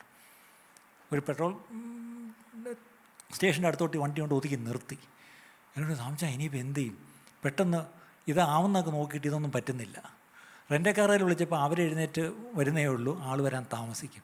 ഇവിടെ ആരെങ്കിലും ടയർ ഒട്ടിക്കുന്നവരുണ്ടോ എന്ന് ചോദിച്ചപ്പം അത് അന്നൊരു ഹോളിഡേ ആണ്, ഒറ്റ കടവുകളും തുടങ്ങുമില്ല. എനിക്കവിടെ എത്താനുള്ള സമയമായി. പക്ഷേ എനിക്ക് എന്തോ ഒരു തിടുക്കവുമില്ല. എന്നെക്കൊണ്ട് എൻ്റെ ഹോസ്റ്റ് പുള്ളി വല്ലാണ്ട് ടെൻഷനാവുന്നു. ഞാൻ സാരമില്ലാന്നേ, എന്തോ ദൈവത്തിൻ്റെ പദ്ധതിയാണെന്ന്. അപ്പോൾ പുള്ളിയുടെ മോഹം എന്തോന്ന് ദൈവത്തിൻ്റെ പദ്ധതി, ഞാനിപ്പോൾ ഇവിടെ എത്തിക്കണ്ടേ, ഞാൻ നടക്കുമെന്ന്. പെട്ടെന്ന് എനിക്കൊരു ബുദ്ധിയോ, ഞാൻ പറഞ്ഞു ഇവിടെ യൂബർ കിട്ടുമോ, ടാക്സി? യൂബറോ? അത് അതൊന്നും സേഫല്ല. ഞാൻ പറഞ്ഞു നോക്കട്ടെ. നോക്കി അങ്ങോട്ടൊന്ന് ബുക്ക് ചെയ്തപ്പോഴേ പെട്ടെന്നൊരു സ്ത്രീ ഐ എം കമ്മിങ് എന്ന് പറഞ്ഞിട്ട് പെട്ടെന്നൊരു ഊബർ ടാക്സി വന്നിറങ്ങി. അപ്പം നോക്കിയപ്പോൾ അപ്പുറത്തെ സൈഡിൽ നിന്ന് ഒരു മദാമ ഇറങ്ങി, ഒരു വലിയമ്മ ഇറങ്ങി ചാടി ഓടി വരുന്നു. ഡ്രൈവറിൻ്റെ സീറ്റിൽ നിന്ന് ഒരു ചെറുപ്പക്കാരനും വരും. ഇതെന്താ ഊബർ ഈ 2 പേര്? അപ്പോൾ ഈ മദാമ വന്നിട്ട് പറയുക, എക്സ്ക്യൂസ് മീ, നിങ്ങളല്ലേ വിളിച്ചത്? ഓക്കെ, ഞാനാണ് ഊബർ ഡ്രൈവർ, എൻ്റെയാണ് കാറ്, എൻ്റെയാണ് ലൈസൻസ്. പക്ഷേ ഇതെൻ്റെ മോനാണ്, അവന് ലൈസൻസ് ഉണ്ട്, അവന് ഊബർ ഡ്രൈവറാണ്. ഞങ്ങൾ 2 കൂടെ അതിനകത്ത് വന്നാൽ കുഴപ്പമുണ്ടോ? അപ്പോഴത്തേക്കും നമ്മുടെ ഹോസ്റ്റ് നോ നെവർ 2 പേരുള്ള കാറിൽ ഞാൻ വിടത്തേയില്ല, ദാറ്റ്സ് വെരി അൺസേഫ്, നോ. അപ്പം ഞാൻ പറഞ്ഞു ഞാനെന്താ കുഴപ്പമില്ല. ഇല്ല സംശയം വേണ്ട, ഇത് 2 പേരെന്തിനാ, ഒരാളാണെങ്കിൽ കുഴപ്പം, എന്തിനാ അമ്മയും മോനുമാണെന്ന് പറയുന്നത്, പക്ഷേ അതിനെന്തോ തെളിവ്, അതൊന്നും വിശ്വസിക്കാൻ പറ്റില്ല, വേണ്ട. ഞാൻ പറഞ്ഞു ഇല്ല ഞാൻ പോവാം. Are you sure? ഞാൻ പറഞ്ഞു പോവാം. ഉടനെ നമ്മുടെ ഹോസ്റ്റ് വന്ന് കാറിൻ്റെ ഫോട്ടോ എടുക്കുന്നു, ഡ്രൈവറിൻ്റെ ഫോട്ടോ എടുക്കുന്നു, വല്യമ്മയുടെ ഫോട്ടോ എടുക്കുന്നു, ലൈസൻസ് പ്ലേറ്റ് എടുക്കുന്നു, എന്നെ നിർത്തിയെടുക്കുന്നു, അയാളുടെ ലൈസൻസ് മേടിച്ച് എൻ്റെ ഫോട്ടോ എടുക്കുന്നു. ഭയങ്കര പരിപാടി. അത് തന്നെ ഒരു 5 മിനിറ്റ് എടുത്തു. അതിന് എന്നെ കയറ്റി. പുള്ളിക്ക് എന്നിട്ടും മുഖത്തൊരു എനിക്കത്ര I am not happy sending you in an Uber. ഞാൻ കുഴപ്പമില്ല എന്ന്. ഞാൻ ബാക്കി കയറിയിരുന്നു. ഈ അമ്മയും മോനും കൂടെ, മോനാ ഓടിക്കുന്ന, അമ്മ സൈഡിൽ ഇരിക്കുന്ന ഒരു മണ്ണുള്ളൊരു മദാമ്മയാണ്. കുറച്ച് അങ്ങോട്ട് പോയപ്പോഴത്തേക്കും മദാമ്മ തിരിഞ്ഞ് excuse me sir, where are you from sir? ഞാൻ പറഞ്ഞു ഞാൻ ഇന്ത്യ എന്നാണ്. ഓ ഇന്ത്യ, ഓക്കെ. അങ്ങ് തുടങ്ങി. ഒരു വാ പൂട്ടുന്നില്ല. ഞാൻ വരച്ച് നമുക്ക് പിന്നെ മിണ്ടാൻ ആരെങ്കിലും ആയിക്കോട്ടെ എന്ന് വരച്ച് നമ്മളിങ്ങനെ മിണ്ടിയിരുന്നു. കുറച്ചങ്ങോട്ട് ഒരു 15 മിനിറ്റ് കഴിഞ്ഞപ്പോഴത്തേക്കും ഈ സ്ത്രീ എന്നെ പെട്ടെന്ന് തിരിഞ്ഞു നോക്കിയിട്ട് കരഞ്ഞുകൊണ്ട് ആർ യു എ പാസ്റ്റർ? ഞാൻ പറഞ്ഞു അതെ, അങ്ങനെയും വിളിക്കും എന്നെ. പെട്ടെന്ന് ഈ വണ്ടി ഓടിക്കുന്നവൻ ഡ്രൈവർ അവൻ മൈ ഗോഡ്. ഞാൻ എന്നെന്ത് പറ്റി? അമ്മയെ ചോദിച്ചാൽ പാസ്റ്ററാണോ? നീ വരുന്നുണ്ട്, നല്ല 120 പൊയ്ക്കൊണ്ടിരിക്കുക. അതിനിടെ ഇവൻ മൈ ഗോഡ്. ഞാൻ പറഞ്ഞു നീ എന്തിനാ ദൈവത്തെ വിളിക്കുന്നത് ഇപ്പോൾ? അപ്പോഴാവൻ പറയുന്നത്, do you know pastor, I was praying this morning, Lord, may you have an encounter with my mom today, send someone on her way today. അതായത് എൻ്റെ അമ്മയെ തൊടാനായിട്ട് ഒരാളെ എൻ്റെ അമ്മയുടെ നേർക്കിന്ന് അയക്കണമേ എന്ന് ഞാൻ പ്രാർത്ഥിച്ച് കരഞ്ഞ് ഈ അമ്മയും കൂടി ഞാൻ കാറി വന്നതാണ്. എൻ്റെ പ്രാർത്ഥനയ്ക്ക് ഉത്തരമാണ് പാസ്റ്ററെ നിങ്ങൾ. ഞാൻ ചോദിച്ചു എന്തുവാ കാര്യം എന്താ? അപ്പോഴത്തേക്കും മദാമ തിരിഞ്ഞ് ഞാൻ കഥ പറയാം. ഇതെനിക്ക് എൻ്റെ ഭർത്താവിലുണ്ടായ മോനല്ല, എൻ്റെ ഒരു ബോയ് ഫ്രണ്ടിലുണ്ടായ മോനാണ്. അവനെ ഞാൻ കൊണ്ടങ്ങ് കളഞ്ഞു. അവനെ ഒരു ഓർഫനേജിലെടുത്ത് അവർ വളർത്തി. അവനൊരു നല്ല വിശ്വാസിയായിട്ട് അവൻ ഇന്നൊരു പള്ളിയിലൊക്കെ പോകുന്നു. ഞാനും യേശുവിനെ കുഞ്ഞു പ്രായത്തിൽ അറിഞ്ഞതാണ്. പക്ഷെ ഞാനൊരു വഴിവിട്ട ജീവിതമായി, ഞാൻ യേശുവിനെയൊക്കെ വിട്ടുപോയി. പക്ഷെ ഇവൻ എന്നെ നിരന്തരം എന്നെ തിരക്കി വന്ന് എന്നെ സ്നേഹിച്ച് എന്നെ ഇപ്പം തന്നെ എൻ്റെ കൂടെ റൈഡ് വന്നത് തന്നെ അവൻ എന്നെ ഒന്ന് സ്നേഹിച്ച് പിടിക്കാനാണ് വന്നേ. പക്ഷെ ഞാൻ ദൈവത്തെ വിട്ട് മാറി അകന്ന് നടക്കാൻ തുടങ്ങിയിട്ട് വർഷങ്ങളായി. എന്നോട് ദൈവം എന്നെ ക്ഷമിക്കുമെന്ന് എനിക്കറിയത്തില്ല എന്നൊക്കെ പറഞ്ഞ് ഇവരങ്ങ് വിധിമിക്കരയാൻ തുടങ്ങി. അപ്പം ഞാൻ പതുക്കെ തോളി തട്ടിയിട്ട് പറഞ്ഞേ, ഇല്ല സിസ്റ്ററെ, ദൈവം സ്നേഹിക്കുന്നു. എനിക്കറിയത്തില്ല, അടുത്തൊരു 20-25 മിനിറ്റ് എന്തുമാണ് സംഭവിച്ചത് എനിക്കെന്നറിയത്തില്ല. ദൈവവചനത്തിൽ കൂടെ ഞാൻ അവരെ അങ്ങോട്ട് ധൈര്യപ്പെടുത്താൻ തുടങ്ങി. അവർ പൊട്ടി പൊട്ടി പൊട്ടി പൊട്ടി കരയുന്നു. ഇവൻ വണ്ടി ഓടിക്കുന്നെങ്കിൽ ഇവരും ഇരുന്ന് കരയുന്നു. ഇവൻ പെട്ടെന്ന് ക്ലീനെക്സ് എടുത്ത് കണ്ണുടയ്ക്കുന്നു, അമ്മയ്ക്ക് കൊടുക്കുന്നു. ഏകദേശം നല്ല ദൂരമുണ്ട്, ഞങ്ങളങ്ങെത്തി ഒരു 1.5 മണിക്കൂർ എത്തിയപ്പോഴെത്തി. അപ്പോൾ അവിടുത്തെ എൻ്റെ നീസും അവരെല്ലാം വീടിൻ്റെ പുറത്തിറങ്ങി നിൽക്കുക. കണ്ടില്ല. അപ്പോൾ ഒരു യൂബർ വരുന്നു, അവരെല്ലാം ഇറങ്ങി നിൽക്കുക. അപ്പോൾ അവർ നോക്കിയപ്പം ഞാൻ പുറയിൽ നിന്ന് ഇറങ്ങുന്നു. പെട്ടെന്ന് ഡ്രൈവർ ഒരു മദാമ ഇറങ്ങുന്നു. മദാമ ഓടി വന്ന് എന്നെ കെട്ടിപ്പിടിക്കുന്നു. ഈ ഡ്രൈവർ ഓടി വന്ന് എന്നെ കെട്ടിപ്പിടിക്കുന്നു. കാരണം ഇവർ ഈ സീനെല്ലാം കണ്ടേച്ച് ഇതെന്തു പറ്റി, യൂബറിൽ വരുന്നെന്ന് പറഞ്ഞ് ഇതൊക്കെ എന്തുവാ സീൻ. എന്നിട്ട് പിന്നെ ഞാൻ അവർക്ക് കാശും കൊടുത്ത് ഒരു വലിയ ടിപ്പും കൊടുത്ത് എൻ്റെ നമ്പറും കൊടുത്ത് എല്ലാം. ഒയ്യോ, അവർ പറയാ, ദൈവദൂതനെ പോലെ ദൈവം നിങ്ങളെ ഞങ്ങളുടെ കുടുംബത്തിലേക്ക് കൊണ്ടുവന്നു. അതിങ്ങനെയാണ് ദൈവം ഒരുക്കിയത്. എന്നിട്ട് ഈ അമ്മ പറയുക, today I will go with him to church. ഞാൻ ചർച്ചിൽ പോകും, ഞാൻ മടങ്ങി ഞാൻ ദൈവസന്നിധിയിലേക്ക് വന്നു. അപ്പോൾ ആലോചിക്കേ, ടയർ എന്തിനാണ് വെടിയായത്?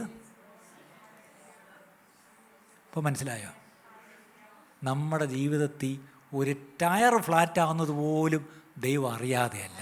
പക്ഷെ അതിൽ പോലും ദൈവത്തിനൊരു പദ്ധതിയുണ്ട്. ഞാൻ ഈ കഥ വേറെ എങ്ങനെ ഞാൻ പറഞ്ഞിട്ട് എനിക്ക് ഓർക്കുന്നില്ല. ഞാനൊരു സത്യം ഇതിൽ നിന്ന് മനസ്സിലാക്കണം.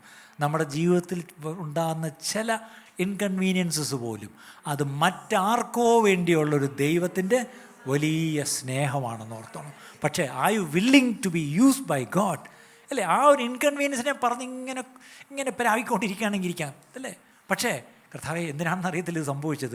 ഇതിലൂടെ ദൈവത്തിന് എന്തോ ഒരു പദ്ധതിയുണ്ട്, നിൻ്റെ പദ്ധതി നടപ്പാകട്ടെ കർത്താവെ എന്ന് പറഞ്ഞ് സമർപ്പിച്ച് കർത്താവ് നിങ്ങളെ ഉപയോഗിക്കും, അല്ലേ?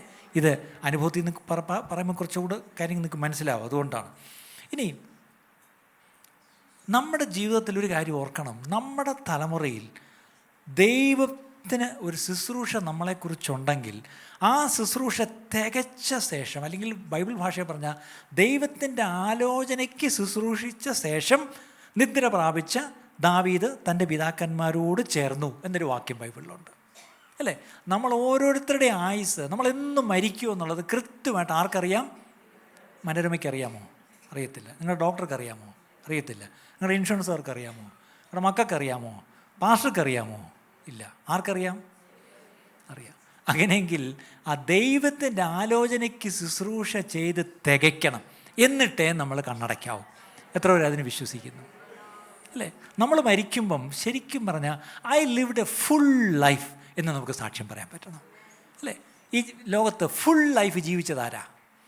ഒന്നാമത് നമ്മുടെ യേശു തന്നെയാണ്. എങ്ങനെ അറിയാം? 33 വയസ്സിൽ നല്ല പ്രായത്തിൽ പോയില്ലയോ പാസ്റ്ററെ? നല്ല പ്രായത്തിലല്ല, ഇറ്റ് ഈസ് ഫിനിഷ്ഡ് എന്ന് പറഞ്ഞിട്ടാണ് പോയത്. അതിൻ്റെ അർത്ഥം ഇറ്റ് ഈസ് ഫിനിഷ്ഡ് എന്ന് പറഞ്ഞാൽ പിന്നെ ജീവിക്കരുത്, പൊയ്ക്കോണം. പിന്നെ ഞാൻ കടന്ന് പൗലോസാ, ഞാൻ നല്ല പോർ പൊരുതു, ഓട്ടം തികച്ചു, വിശ്വാസം കാത്തു. കണ്ടോ, അവിടെയും ഒരു ഫിനിഷിങ് കാണുന്നു. എൻ്റെ നിങ്ങളുടെ ജീവിതത്തിൽ നമ്മൾ എന്നാ ഓട്ടം തയ്ക്കാൻ പോകുന്നത്? എവിടെയെങ്കിലും ഒരു സ്റ്റേജ് വന്നിട്ട് യെസ് ഇറ്റ് ഈസ് ഫിനിഷ്ഡ് എന്ന് പറഞ്ഞിട്ട് നമുക്ക് കണ്ണടയ്ക്കാൻ പറ്റുമോ പ്രിയപ്പെട്ടവരെ? ഒരു കാര്യം ശ്രദ്ധിച്ചേ, ഈ കാണുന്നു ഞാൻ യാഹി എന്നുള്ള പാട്ട് യൂട്യൂബിൽ ഒത്തിരി പേര് പാടിയിരിക്കുന്നു. ഞാൻ ഇന്നലെ രാത്രിയാന്ന് തോന്നുന്നു യൂട്യൂബ് എടുത്ത് ഞാൻ ചുമ്മാ ഞാൻ അങ്ങനെ നോക്കാറില്ല. ഞാൻ ഈ പാട്ടോട് നോക്കിയപ്പം ഡസൻ കണക്ക് ആൾക്കാർ പാടി അങ്ങ് എന്താ പറയുന്നത്, അതെ, പാടി അങ്ങ് തകർക്കുക. പക്ഷേ ഞാനൊരു കാര്യം പറഞ്ഞേക്കാം, ഇന്നിവിടെ പാടിയതാണ് ശരിക്കുള്ള ട്യൂൺ. നിങ്ങൾ തെറ്റായിട്ട് പാടിയാൽ മാനേജ്മെൻറ്റ് ഉത്തരവാദിയല്ല. അതിൻ്റെ അർത്ഥം എല്ലാവരും തെറ്റിച്ചൊക്കെയാണ് പാടുന്നത്. അപ്പോൾ അതിൻ്റെ താഴെയുള്ള കമൻസിൽ ഒരു കമൻറ്റ് എന്നെ തൊട്ടു. ഒരു പുള്ളി എഴുതിയിരിക്കുക, ഒരു സ്ത്രീ എഴുതിയിരിക്കുന്നത്, എൻ്റെ അമ്മ തൻ്റെ മരണക്കിടക്കയിൽ കിടക്കുമ്പോൾ ബോധം വരുമ്പോഴൊക്കെ ഈ പാട്ടിൻ്റെ വരികൾ പാടിയാണ് മരിച്ചേ. ഉണ്ടോ? അപ്പോൾ പാടി മരിക്കാനും ഒക്കെ ആ പാട്ട് കൊള്ളാം കേട്ടോ, വേണമെന്ന് പഠിച്ചു വെച്ചോ. അഥവാ ഒന്ന് മരിക്കണമെന്ന് തോന്നുകയാണെങ്കിൽ ആ പാട്ടൊക്കെ ഒന്ന് പാടുന്നത് നല്ലത് തന്നെയാണ്. കാര്യം പ്രത്യാശയോടെ നമുക്ക് അക്കരയ്ക്ക് പോകാമല്ലോ, അല്ലേ? അപ്പോൾ ഞാൻ പറയായിരുന്നു, നമ്മുടെ ശുശ്രൂഷ തികഞ്ഞെങ്കിൽ മാത്രമേ കർത്താവ് നമ്മളെ വിളിക്കത്തുള്ളൂ, അല്ലേ?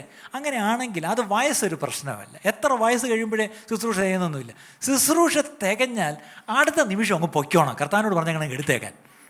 33 വയസ്സ് കഴിഞ്ഞാൽ പിന്നെ കർത്താവിന് ഇവിടെ ആവശ്യമില്ല. കർത്താവിൻ്റെ വേല തികച്ച് കഴിഞ്ഞു, അല്ലേ? നമ്മളിവിടെ 90ഉം 96 വേസ്റ്റ് എന്ന് പറയും ചിലപ്പം. എന്തുവാ നമ്മൾ നേടിയത് ഇവിടെ? ആർക്കെങ്കിലും നമ്മളൊരു ഒരു ഒരു ഒരു ഒരു ഒരു അനുഗ്രഹമാണോ പ്രിയപ്പെട്ടവരെ, അല്ലേ? നമ്മൾ പോയി കഴിയുമ്പം ആൾക്കാരെന്ത് പറയും? ഒന്ന് പോയി കിട്ടി എന്ന് പറയുമോ? ഷോ, ഇനി ആരുണ്ട് പ്രാർത്ഥിക്കാൻ? ഇനി ആരുണ്ട്? അതിനോട് ചേർന്ന് ഞാനൊരു വാക്യം പറയാം. ഈ വാക്യം നിങ്ങൾ പ്രത്യേകം ശ്രദ്ധിക്കണം. നമ്മൾ പലപ്പോഴും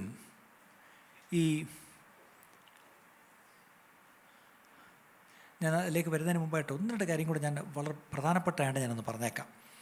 അതെ, 71 സങ്കീർത്തനം, ഇത് ഇവിടെ ഇരിക്കുന്ന നിങ്ങൾ പ്രായമുള്ള ഓരോരുത്തരോടും ദൈവത്തിൻ്റെ ദൂതാണെന്ന് ഏറ്റെടുത്തോണം. 71 സങ്കീർത്തനം 17-ഉം 18. Psalm 71, 17 and 18. ദൈവമേ, എൻ്റെ ബാല്യം മുതൽ നീ എന്നെ ഉപദേശിച്ചിരിക്കുന്നു. ഇന്ന് വരെ ഞാൻ നിന്റെ അത്ഭുത പ്രവർത്തികളെ അറിയിച്ചുമിരിക്കുന്നു. നിൽക്കട്ടെ, എൻ്റെ ബാല്യം മുതൽ എൻ്റെ ദൈവം എന്നെ ഉപദേശിച്ച് നടത്തുന്നു എന്ന് സാക്ഷ്യം പറഞ്ഞത് എൻ്റെ അർത്ഥം, ഞാൻ എൻ്റെ ചെറുപ്പകാലത്തെ ഞാൻ രക്ഷിക്കപ്പെട്ടതാണ്. ഞാൻ രക്ഷിക്കപ്പെട്ടത് ഇന്നും നിലയൊന്നുമല്ല. ഞാൻ കുറേ വർഷങ്ങളായിട്ട് രക്ഷിക്കപ്പെട്ട ഒരു ദൈവവേദലാണ് എന്ന് പറയുന്ന അനേകം ഇവിടെ ഇരിപ്പുണ്ട്. എനിക്കറിയാം, പ്രത്യേകിച്ച് പ്രായമുള്ള പല പിതാക്കന്മാരും മാതാക്കളും ഒക്കെ ഇവിടെ ഇരിപ്പുണ്ട്. നിങ്ങളുടെ സാക്ഷ്യം ഇതാണ്. നിങ്ങൾ ബാല്യം മുതൽ കർത്താവ് നിങ്ങളെ വചനത്തിൽ ഉപദേശിച്ച് വളർത്തുകയാണ്, ശരിയാണ്. പക്ഷേ ഇതിന് നിങ്ങൾ ഇന്ന് വരെ ചെയ്തുകൊണ്ടിരിക്കുന്നത് എന്താ? നിൻ്റെ അത്ഭുത പ്രവൃത്തികളെ അറിയിച്ചുമിരിക്കുന്നു. അവിടെയാണ് പ്രശ്നം. ദൈവം നിങ്ങളെ ഉപദേശിച്ച് നടത്തുന്നു, പക്ഷെ നിങ്ങൾ ആ ദൈവത്തിൻ്റെ അത്ഭുത പ്രവൃത്തികളെ ആർക്കെങ്കിലും അറിയിച്ചു കൊടുക്കുന്നുണ്ടോ? ഇങ്ങനെ ചോദ്യം പ്രതീക്ഷിച്ചില്ലല്ലേ? ഇതുവരെ നല്ലൊരു ഫ്ലോയിൽ പോവുമായിരുന്നു, ഇപ്പോഴല്ലേ പണി കിട്ടിയത്. നിങ്ങളുടെ ജീവിതത്തിൽ നിങ്ങൾ ഈ ദൈവത്തിൻ്റെ അത്ഭുത പ്രവൃത്തികളെ ആർക്കെങ്കിലും വർണ്ണിച്ചു കൊടുത്തിട്ടുണ്ടോ? പ്രത്യേകിച്ച് പ്രായമുള്ളവർ. നിങ്ങളുടെ പലരുടെയും കട്ട് ഓഫ് ടൈമൊക്കെ ആയി. അടുത്തത്, അങ്ങനെ അറിയിച്ചു കൊടുക്കുന്നവരുടെയാണ് അടുത്ത പ്രാർത്ഥന, അടുത്ത വാക്യം. ദൈവമേ, അടുത്ത തലമുറയോട് ഞാൻ നിന്റെ ഭുജത്തെയും വരുവാനുള്ള എല്ലാവരോടും, വരുവാനുള്ള അവരുടെ മക്കളും വരും. നിങ്ങളെയൊക്കെ കൂടെ അമേരിക്ക കൊണ്ടുപോകും. എന്തിനാണ്? ബേബി സിറ്റിങ്ങിന് കൊണ്ടുപോകത്തില്ലേ? ഓസ്ട്രേലിയയിലും ഒക്കെ ബേബി സിറ്റിങ്ങിന് പോകും. ഈ ബേബി സിറ്റിങ്ങിന് പോകുമ്പോൾ നിങ്ങൾ എന്തുവാ പഠിപ്പിക്കുന്നത്? ട്വിങ്കിൾ ട്വിങ്കിൾ ലിറ്റിൽ സ്റ്റാർ, ഇതാണോ പഠിപ്പിക്കുന്നത്? ഇത് പഠിപ്പിക്കാൻ നിങ്ങളുടെ ആവശ്യമില്ല. അവിടെ നഴ്സറി ടീച്ചറുണ്ട്. ദൈവത്തിൻ്റെ അത്ഭുത പ്രവൃത്തികളെ അവർക്ക് പറഞ്ഞു കൊടുക്കണം. അടുത്തത്, വരുവാനുള്ള നിന്റെ വീര്യപ്രവൃത്തിയെയും അറിയിക്കുവോളം വാർദ്ധക്യവും നരയുമുള്ള കാലത്തും എന്നെ ഉപേക്ഷിക്കും. കണ്ടോ, നരയും വാർദ്ധക്യമൊക്കെ ആയി. പക്ഷെ ആ ഭക്തന് ഒരു പ്രാർത്ഥനയേ ഉള്ളൂ, ഈ നരയും വാർദ്ധക്യവും എന്നെ ഉപേക്ഷിക്കല്ലേ. എന്താ? എനിക്ക് അടുത്ത തലമുറയോട്, ഇനിയും വരുവാനുള്ളവരോട് എനിക്ക് നിൻ്റെ വീര്യപ്രവൃത്തിയെ എല്ലാവരോടും അറിയിക്കണം. അതിന് മുമ്പേ എന്നെ എടുക്കല്ലേ. ഇനി പറഞ്ഞേ, നിങ്ങൾ എന്തിനു വേണ്ടിയാണ് ജീവിച്ചിരിക്കുന്നത്? ഒരു വല്ലാത്ത ചോദ്യമല്ലേ? What are you living for? ഇത് നിങ്ങൾ ചെയ്യുന്നില്ലെങ്കിൽ നിങ്ങളുടെ ജീവിതം ഈ ഭൂമിയിലൊരു വേസ്റ്റാണ് പ്രിയപ്പെട്ടവരെ. വേദനയോടെ ഞാൻ പറയുക. 3 നേരം ഭക്ഷണം കഴിക്കാനും മരുന്ന് കഴിക്കാനും പകൽ വീട്ടിൽ പോകാനും മാത്രമാണോ നമ്മുടെ ആയുസ്? അല്ല. പകൽ വീട്ടിൽ ഇരിക്കുന്ന എല്ലാം ദൈവത്തെ അറിയുന്നവരാ. പക്ഷെ അറിയാത്ത നിങ്ങളുടെ അടുത്ത തലമുറയിൽപ്പെട്ടവർ, നിങ്ങളുടെ മക്കളുടെ മക്കൾ, നിങ്ങളുടെ കുടുംബത്തിലെ സകലരും കർത്താവിനെ അറിഞ്ഞില്ലെങ്കിൽ അവരോടൊക്കെ ദൈവത്തിൻ്റെ വീര്യപ്രവൃത്തി അറിയിച്ചുകൊണ്ടിരിക്കണം. അങ്ങനൊരു ഉദ്ദേശം നിങ്ങൾക്കുണ്ടെങ്കിലേ നിങ്ങളുടെ ആയുസ് ദൈവം നീട്ടിത്തരത്തുള്ളൂ. അങ്ങനൊരു ഉദ്ദേശം ഉണ്ടെങ്കിൽ അതിന് വേണ്ടുന്ന ആരോഗ്യം ദൈവം തരും. ഇത് ഞാൻ ചോദിച്ചോട്ടെ, ആരോഗ്യം തരണേ എന്ന് പ്രാർത്ഥിച്ചാൽ ദൈവം ചോദിക്കുക, എന്തിനാ? എനിക്ക് അടുത്ത തലമുറയോട് പറയണം എന്ന് പറഞ്ഞാൽ ദർ ഇസ് എ റീസൺ, അല്ലേ? ചോദിക്കുന്നതിനൊരു ന്യായമുണ്ട്, അല്ലേ? അതിനകത്തൊരു കാര്യമുണ്ട്. കാര്യം എനിക്ക് ദൈവത്തിൻ്റെ സാക്ഷിയാവണം. ഞാൻ ചോദിച്ചോട്ടെ പ്രിയപ്പെട്ടവരെ, പ്രായമുള്ള നിങ്ങൾ പലരോടും ചോദിക്കുക, നിങ്ങൾ ആരോടെങ്കിലും യേശുവിനെ പറ്റി പറയുന്നുണ്ടോ? നിങ്ങളുടെ സാക്ഷ്യമെങ്കിലും പറയുന്നുണ്ടോ? ഒന്നും പ്രതീക്ഷിച്ചില്ലല്ലേ? നല്ല ഓളത്തിന് പൊയ്ക്കൊണ്ടിരിക്കുകയായിരുന്നു. പെട്ടെന്ന് എവിടാണെന്നറിയത്തില്ല, കാറ്റും കോളും മഴയൊക്കെ വന്നപ്പോൾ. ഞാൻ സ്നേഹത്തോടെ പറയുക, നമ്മുടെ ജീവിതത്തിന് ദൈവത്തിന് ഉദ്ദേശമുണ്ട്. നിങ്ങൾ പലർക്കും ദൈവം സഹായിച്ച ആരോഗ്യമുണ്ട്, ദൈവം സഹായിച്ച നിങ്ങൾക്ക് അതിനുള്ള സൗകര്യങ്ങളുണ്ട്, നിങ്ങൾക്ക് അതിനുള്ള കൃപയും കഴിവൊക്കെ ദൈവം തന്നിട്ടുണ്ട്. എന്നിട്ട് പോലും നിങ്ങൾ മിണ്ടാതിരിക്കുന്നു പലരും. അതേസമയത്ത് ശരീരത്തിൽ അത്രയും ആരോഗ്യമില്ലാത്തവരും അത്രയ്ക്ക് സാഹചര്യങ്ങൾ ഒത്തുവരാത്തവരും അവർ ത്യാഗം ചെയ്ത് പലരും ഈ ദിവസങ്ങളിൽ കർത്താവിൻ്റെ വേല ചെയ്യുന്നത് കാണുമ്പം എനിക്ക് അവരോട് വളരെ ദൈവത്തെ സ്തുതിക്കുവാൻ എനിക്ക് വകയുണ്ട്, അവരെ ഓർത്ത്. പക്ഷേ ആരോഗ്യമുള്ളവരും സാഹചര്യമുള്ള പലരും നിങ്ങൾ വെറുതെ ഇരിക്കുന്നു. ഞാൻ 2 കൈയും കൂപ്പിക്കൊണ്ട് പറയുക, ഈ സങ്കീർത്തനക്കാരൻ്റെ പ്രാർത്ഥനയായിരിക്കണം നമ്മുടെയും പ്രാർത്ഥന. എന്താണ് പ്രാർത്ഥന? എൻ്റെ ബാല്യം മുതൽ നീ എന്നെ ഉപദേശിച്ചിരിക്കുന്നു, ഇന്ന് വരെ ഞാൻ നിൻ്റെ അത്ഭുത പ്രവൃത്തികളെ അറിയിച്ചിരിക്കുന്നു. ശരി, ഇന്ന് വരെ നിങ്ങൾ അറിയിച്ചില്ല, അതങ്ങ് വിട്ടേക്കാം, ക്യാൻസൽ ചെയ്യാം, ദൈവത്തോട് ക്ഷമ ചോദിച്ച് ഇതുവരെയുള്ളത് പോയി. നാളെ മുതലെങ്കിലും അടുത്ത തലമുറയോട് ഞാൻ നിൻ്റെ ഭുജത്തെയും വരുവാനുള്ള എല്ലാവരോടും നിൻ്റെ വീര്യപ്രവൃത്തിയെയും അറിയിക്കുവോളം വാർദ്ധക്യവും നരയുമുള്ള കാലത്തും എന്നെ, അതായത് ഡയബറ്റീസും പ്രഷറും ഒക്കെ ഉള്ളപ്പോഴും മുട്ടുവേദനയും നടുവേദനയും ഒക്കെ ഉള്ളപ്പോഴും എന്നെ ഉപേക്ഷിക്കല്ലേ. ദൈവത്തോട് ആരോഗ്യം ചോദിക്കുന്നതിനൊരു കാരണം വേണം. ദൈവം തിരിച്ചു ചോദിക്കട്ടെ, എന്തിനാ? ഇത്രയും നാൾ കൊണ്ട് ആലോചിക്കുക, നിങ്ങളുടെ വയസ്സ് വെച്ചൊന്ന് കൂട്ടി നോക്കിയാൽ നിങ്ങൾ ഇതിനോടൊക്കെ എത്ര ചാക്ക് അരി തിന്നിട്ടുണ്ടായിരിക്കും, എത്ര ക്വിൻ്റൽ ഗോതമ്പ് തിന്നിട്ടുണ്ട്, എത്ര ടാങ്കർ വെള്ളം കുടിച്ചിട്ടുണ്ട്. ഇനി ഒരു 5 വർഷം കൊണ്ട് നിങ്ങൾ ജീവിച്ചാലും എത്ര ചാക്ക് വരെ തിന്നും?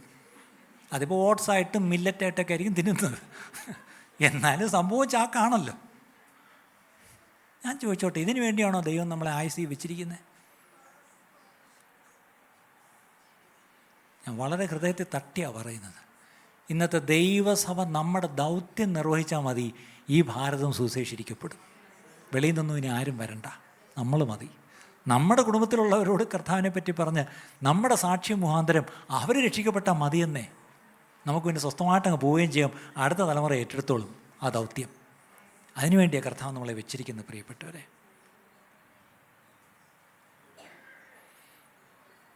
നമ്മുടെ ജീവിതത്തിൽ ഈ പ്രതികൂലങ്ങളും ഈ ക്ഷീണവും എല്ലാം ഉള്ളപ്പോഴും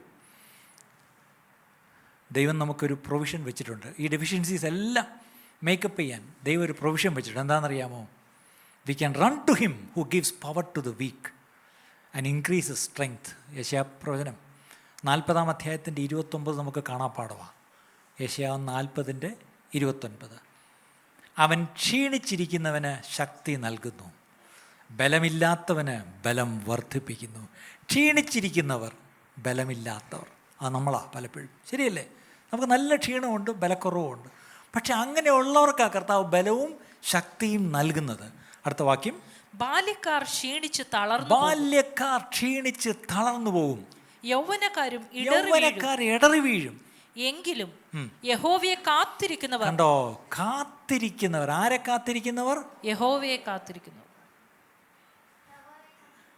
ഇന്ന് ഒത്തിരി പേര് കാത്തിരിക്കുന്നത്, മോൻ്റെ വിളിയൊന്നും വന്നില്ല, എന്താ 6 മാസത്തിനകത്ത് ഞങ്ങൾ 2 കൂടെ 6 മാസത്തേക്ക് അവിടെ കൊണ്ടുവന്നാ പറഞ്ഞത്, പക്ഷേ വിളിയൊന്നും വന്നില്ല. അതെങ്ങനെ? അവൾ അടുത്ത ഗർഭിണി ആയാലല്ലേ വിളിക്കൂ.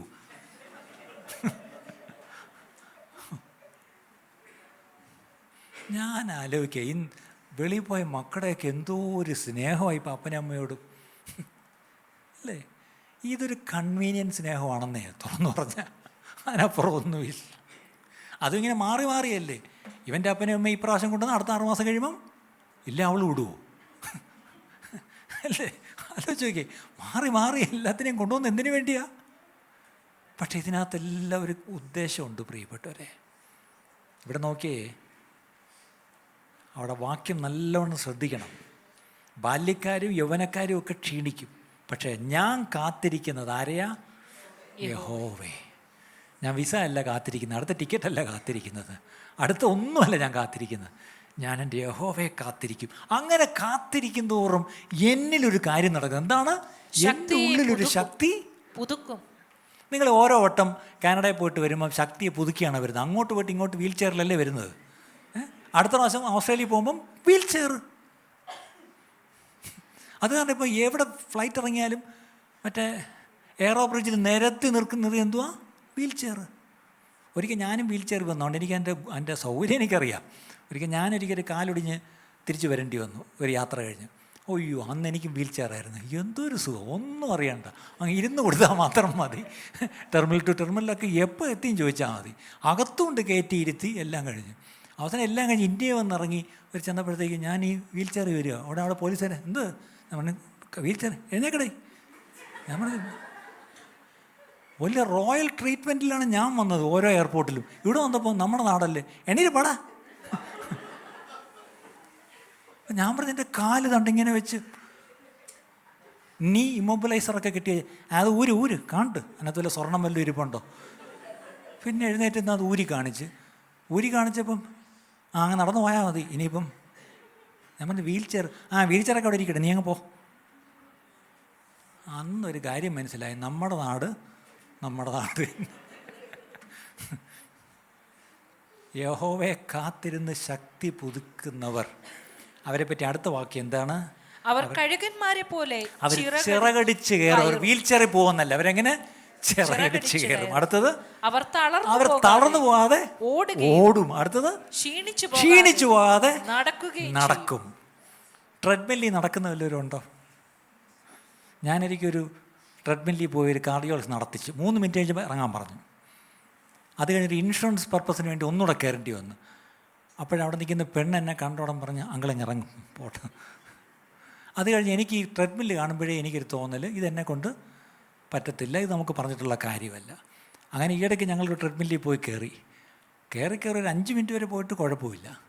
പിന്നെ ഒരു 10 മിനിറ്റ് വരെ പോയപ്പോഴും കുഴപ്പമില്ല. ഇപ്പോൾ ഒരു 15 മിനിറ്റ് വരെ പോയാലും കുഴപ്പമില്ല. പക്ഷെ ഒറ്റ പ്രശ്നം, കയറിയിട്ട് തന്നെ ഇപ്പോഴും നിൽക്കുക, ഒട്ടും പോയിട്ടില്ല. അത് വേറെ കാര്യം അല്ലേ. അപ്പം ക്ഷീണിച്ചു പോകാതെ ഓടും, തളർന്നു പോകാതെ നടക്കും, ചിറകടിച്ചു പറക്കും. ഇതൊക്കെ അതിനൊറ്റ വഴിയുള്ളൂ. എന്താണ്? എൻ്റെ ഫിസിക്കൽ ഫിറ്റ്നസ് അല്ല, എൻ്റെ ബാലൻസ് ഡയറ്റും അല്ല. എന്താണ്? യഹോവയെ കാത്തിരിക്കുന്നതിലൂടെ ഇതെല്ലാം നടക്കും.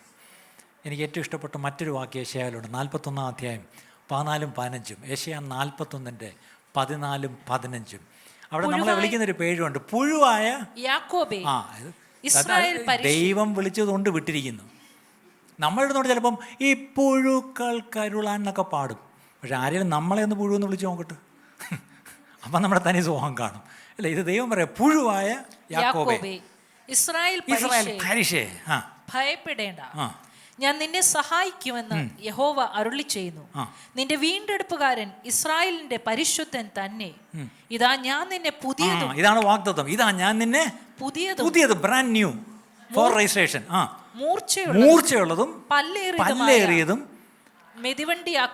മെതിവണ്ടിയാക്കി തീർക്കുന്നു. ശരിക്കും പറഞ്ഞാൽ ഒരു ബുൾഡോസർ. നമ്മൾ ഈ കാണുന്ന സാധനം JCB ആണ് അല്ലേ. ഒരു ബക്കറ്റ് എടുത്ത് തോണ്ടിയെടുത്ത് കളയുന്ന ഇതൊക്കെയുള്ളൂ. ഈ ബുൾഡോസർ, ശരിക്കുള്ള ബുൾഡോസർ നമ്മുടെ നാട്ടിൽ കണ്ടിട്ടില്ല. ഈ പർവ്വതങ്ങളൊക്കെ ഇടിച്ച് നിരത്തി കൊണ്ടുപോകുന്നൊരു വലിയ മെഷീനാണത്. അതുപോലൊരു മെഷീൻ നിന്നെ ആക്കുമെന്ന്. പക്ഷെ ആരെ ആക്കുന്നത്? പുഴുവായ നിന്നെ. പുഴുവിനിത് നമുക്ക് ചിന്തിക്കാൻ പോലും വയ്യ. പക്ഷെ ഇവിടെ ഇരിക്കുന്ന പുഴുക്കളോടെല്ലാം ദൈവം പറയുക, ഞാനല്ല, ദൈവം പറയുന്നു, മൂർച്ചയേറിയതും പല്ലേറിയതുമായ ഒരു മെതിവണ്ടിയാക്കി കുന്നുകളെ പർവ്വതങ്ങളെ മെതിച്ച് പൊടിച്ച് കുന്നുകളെ പാതുപോലെ ആക്കുകയും ചെയ്യും. ഇതെത്ര പേരെന്ന് വിശ്വസിക്കുന്നു? ഒരു പുഴുവെന്ന് നമുക്ക് തോന്നുന്നു, പക്ഷേ ഈ പുഴുവിനെ ശക്തിയേറിയ ഒരു ബുൾഡോസറാക്കി ഈ പറഞ്ഞ പോലെ പലതിനെ ഇടിച്ച് നിരത്തി അല്ലേ, ഒരു വലിയ പണിക്കായിട്ട് നിലമൊരുക്കി എടുക്കുവാൻ ദൈവം എന്നെ നിങ്ങളെ ഉപയോഗിക്കും. ഈ വാഗ്ദത്തം നമുക്കൊന്ന് ഏറ്റെടുക്കാം പ്രിയപ്പെട്ടവരെ. ഈ വാഗ്ദത്തം നമുക്കൊന്ന് ഏറ്റെടുക്കാം. ഇവിടെയാണ് വാസ്തവമായിട്ടും നമ്മുടെ ജീവിതത്തിൽ. ഇന്ന് രാവിലത്തെ ഇംഗ്ലീഷ് സർവീസിൽ ഞാൻ ശ്രദ്ധിക്കുകയായിരുന്നു, പലപ്പോഴും നമ്മുടെ സോറോസ്, നമ്മുടെ പെയിൻസ് ആൻഡ് ഹേർട്ട്സ്, നമ്മുടെ depression which we went through എന്ന് പറഞ്ഞതിനേക്കാൾ സ്റ്റിൽ ഗോയിങ് ത്രൂ. നമ്മൾ പലരും ഇപ്പോഴും സങ്കടത്തിലിരിക്കുക. നിങ്ങളുടെയൊക്കെ പലരുടെയും മോഹം കണ്ടാൽ തന്നെ അറിയാം, ഇപ്പോഴും ആ സങ്കടത്തിൽ നിന്ന് കയറിയിട്ടില്ല. കാരണം ഇപ്പോഴും ആ സങ്കടത്തിൽ ആ നോവ് ഇങ്ങനെ ഇടയ്ക്കിടയ്ക്ക് ഓർക്കുമ്പോൾ നോവുന്നുണ്ട്. പക്ഷേ ഈ നോവ് പോകാൻ നിൽക്കുന്നത് എന്താണെന്നറിയാമോ? നമുക്കൊന്ന് സന്തോഷിക്കാൻ കഴിഞ്ഞിട്ടില്ല. അത് സന്തോഷിക്കണമെങ്കിൽ എങ്ങനെ സന്തോഷിക്കണം എന്നറിയാമോ? നെഹമ്യാവിലൊരു വാക്യം പറഞ്ഞ് നിർത്തുക എൻ്റെ വാക്ക്. നെഹമ്യ 8:10. നെഹമ്യ 8:10. എന്താണ് ആ വാക്യം? അനന്തരം മതി, അതിൻ്റെ അവസാന ഭാവം മതി. യഹോവയെങ്കിലെ സന്തോഷം നിങ്ങളുടെ ബലമാകുന്നുവല്ലോ എന്ന് പറഞ്ഞു. യഹോവയെങ്കിലെ സന്തോഷം നിങ്ങളുടെ നിങ്ങളുടെ ബലമാകുന്നുവല്ലോ. എൻ്റെ വാക്ക് ഞാനവിടെ നിർത്തുക. The Lord is my strength, അതാണ് നമ്മുടെ കുറിവാക്യം അല്ലേ. യഹോവ എൻ്റെ ബലം. ഇനി ആ ബലം എന്താണ്? യഹോവയെങ്കിലെ സന്തോഷം. നമ്മളെല്ലാം യഹോവയെ കൂടാതെ സന്തോഷിക്കാൻ നോക്കുന്നുണ്ട്. യഹോവയെ ഒഴിച്ചു നിർത്തിയിട്ടുള്ള എല്ലാ സന്തോഷവും നമ്മൾ ട്രൈ ചെയ്യും. പക്ഷെ ഒന്നും നമ്മളെ സന്തോഷിപ്പിക്കുന്നില്ല. മടങ്ങി വരാം. കർത്താവേ, അങ്ങയിൽ മാത്രം ഞാൻ സന്തോഷിക്കട്ടെ. നെഹമ്യാവെന്ന് പറയുമ്പോൾ പഴയ നിയമത്തിലാണ്. പുതിയ നിയമത്തിൽ രക്ഷിക്കപ്പെട്ട ദൈവമക്കൾക്ക് രക്ഷയുടെ സന്തോഷം എന്നൊരു സന്തോഷമുണ്ട്. അതും കഴിഞ്ഞ് ഒരു പടിയും കൂടെ, righteousness, peace, joy in the Holy Ghost. എന്താണ്? ആത്മാവിൽ ഒരു സന്തോഷമുണ്ട്. ഇത്രയൊക്കെ പ്രിവിലേജ്ഡായിട്ട് മറ്റൊരു ജാതി വേറെ ആരാ ഉള്ളത് പ്രിയപ്പെട്ടെ? ഇത് ലോക മനുഷ്യർക്ക് ഈ സന്തോഷം ഉണ്ടെന്നാണോ നിങ്ങൾ വിചാരിക്കുന്നത്? നിങ്ങൾ ഇന്നലെ ക്രിക്കറ്റ് ജയിച്ചപ്പോൾ എന്തോ ഒരു തകർപ്പായിരുന്നു. നിങ്ങളും കുറേ പേര് തകർത്ത് കാണും. പക്ഷെ ആ തകർപ്പൊന്ന് എത്ര നേരത്തേക്കുണ്ടായിരുന്നു? ഇപ്പോൾ ഉണ്ടോ ആ തകർപ്പ്? അല്ലേ? അത് വെറും നിമിഷ നേരത്തേക്കേ ഉള്ളൂ. ഇതുപോലുള്ള നൈമിഷികമായ സന്തോഷത്തിന് വേണ്ടിയാണ് നമ്മൾ ഈ കിടന്ന് ഓടുന്നത്. പക്ഷേ യഹോവയെങ്കിലൊരു സന്തോഷമുണ്ട്. അത് ഈ പറഞ്ഞില്ല, ഞാൻ കിടക്കുമ്പോഴും, ഞാൻ അതിവേദനയിലായിരിക്കുമ്പം, എല്ലാവരും എന്നെ വിട്ടു പോകുമ്പോഴും, ഏകനായി ഞാൻ അവിടെ കിടക്കുമ്പോഴും, അപ്പോൾ ഞാൻ സന്തോഷിക്കും. ഇന്ന് കേട്ട ഈ സന്ദേശം തീർച്ചയായിട്ടും നിങ്ങൾക്ക് അനുഗ്രഹമായിരുന്നു ഞങ്ങൾ വിശ്വസിക്കുന്നു. ഒരു പക്ഷേ നിങ്ങൾ ഇതുവരെയും ഈ ചാനൽ സബ്സ്ക്രൈബ് ചെയ്തിട്ടില്ലെങ്കിൽ ദയവായി ഇപ്പം തന്നെ ഒന്ന് സബ്സ്ക്രൈബ് ചെയ്യുക. ഈ സന്ദേശം മറ്റു ചിലർ കൂടി ഒന്ന് ഫോർവേഡ് ചെയ്ത് കൊടുക്കുക. നിങ്ങൾക്കിത് അനുഗ്രഹമായിരുന്നെങ്കിൽ തീർച്ചയായിട്ടും അത് മറ്റുള്ളവർക്കും ഒരു അനുഗ്രഹമായി തീരുവാൻ അത് കാരണമായി തീരും. God bless you.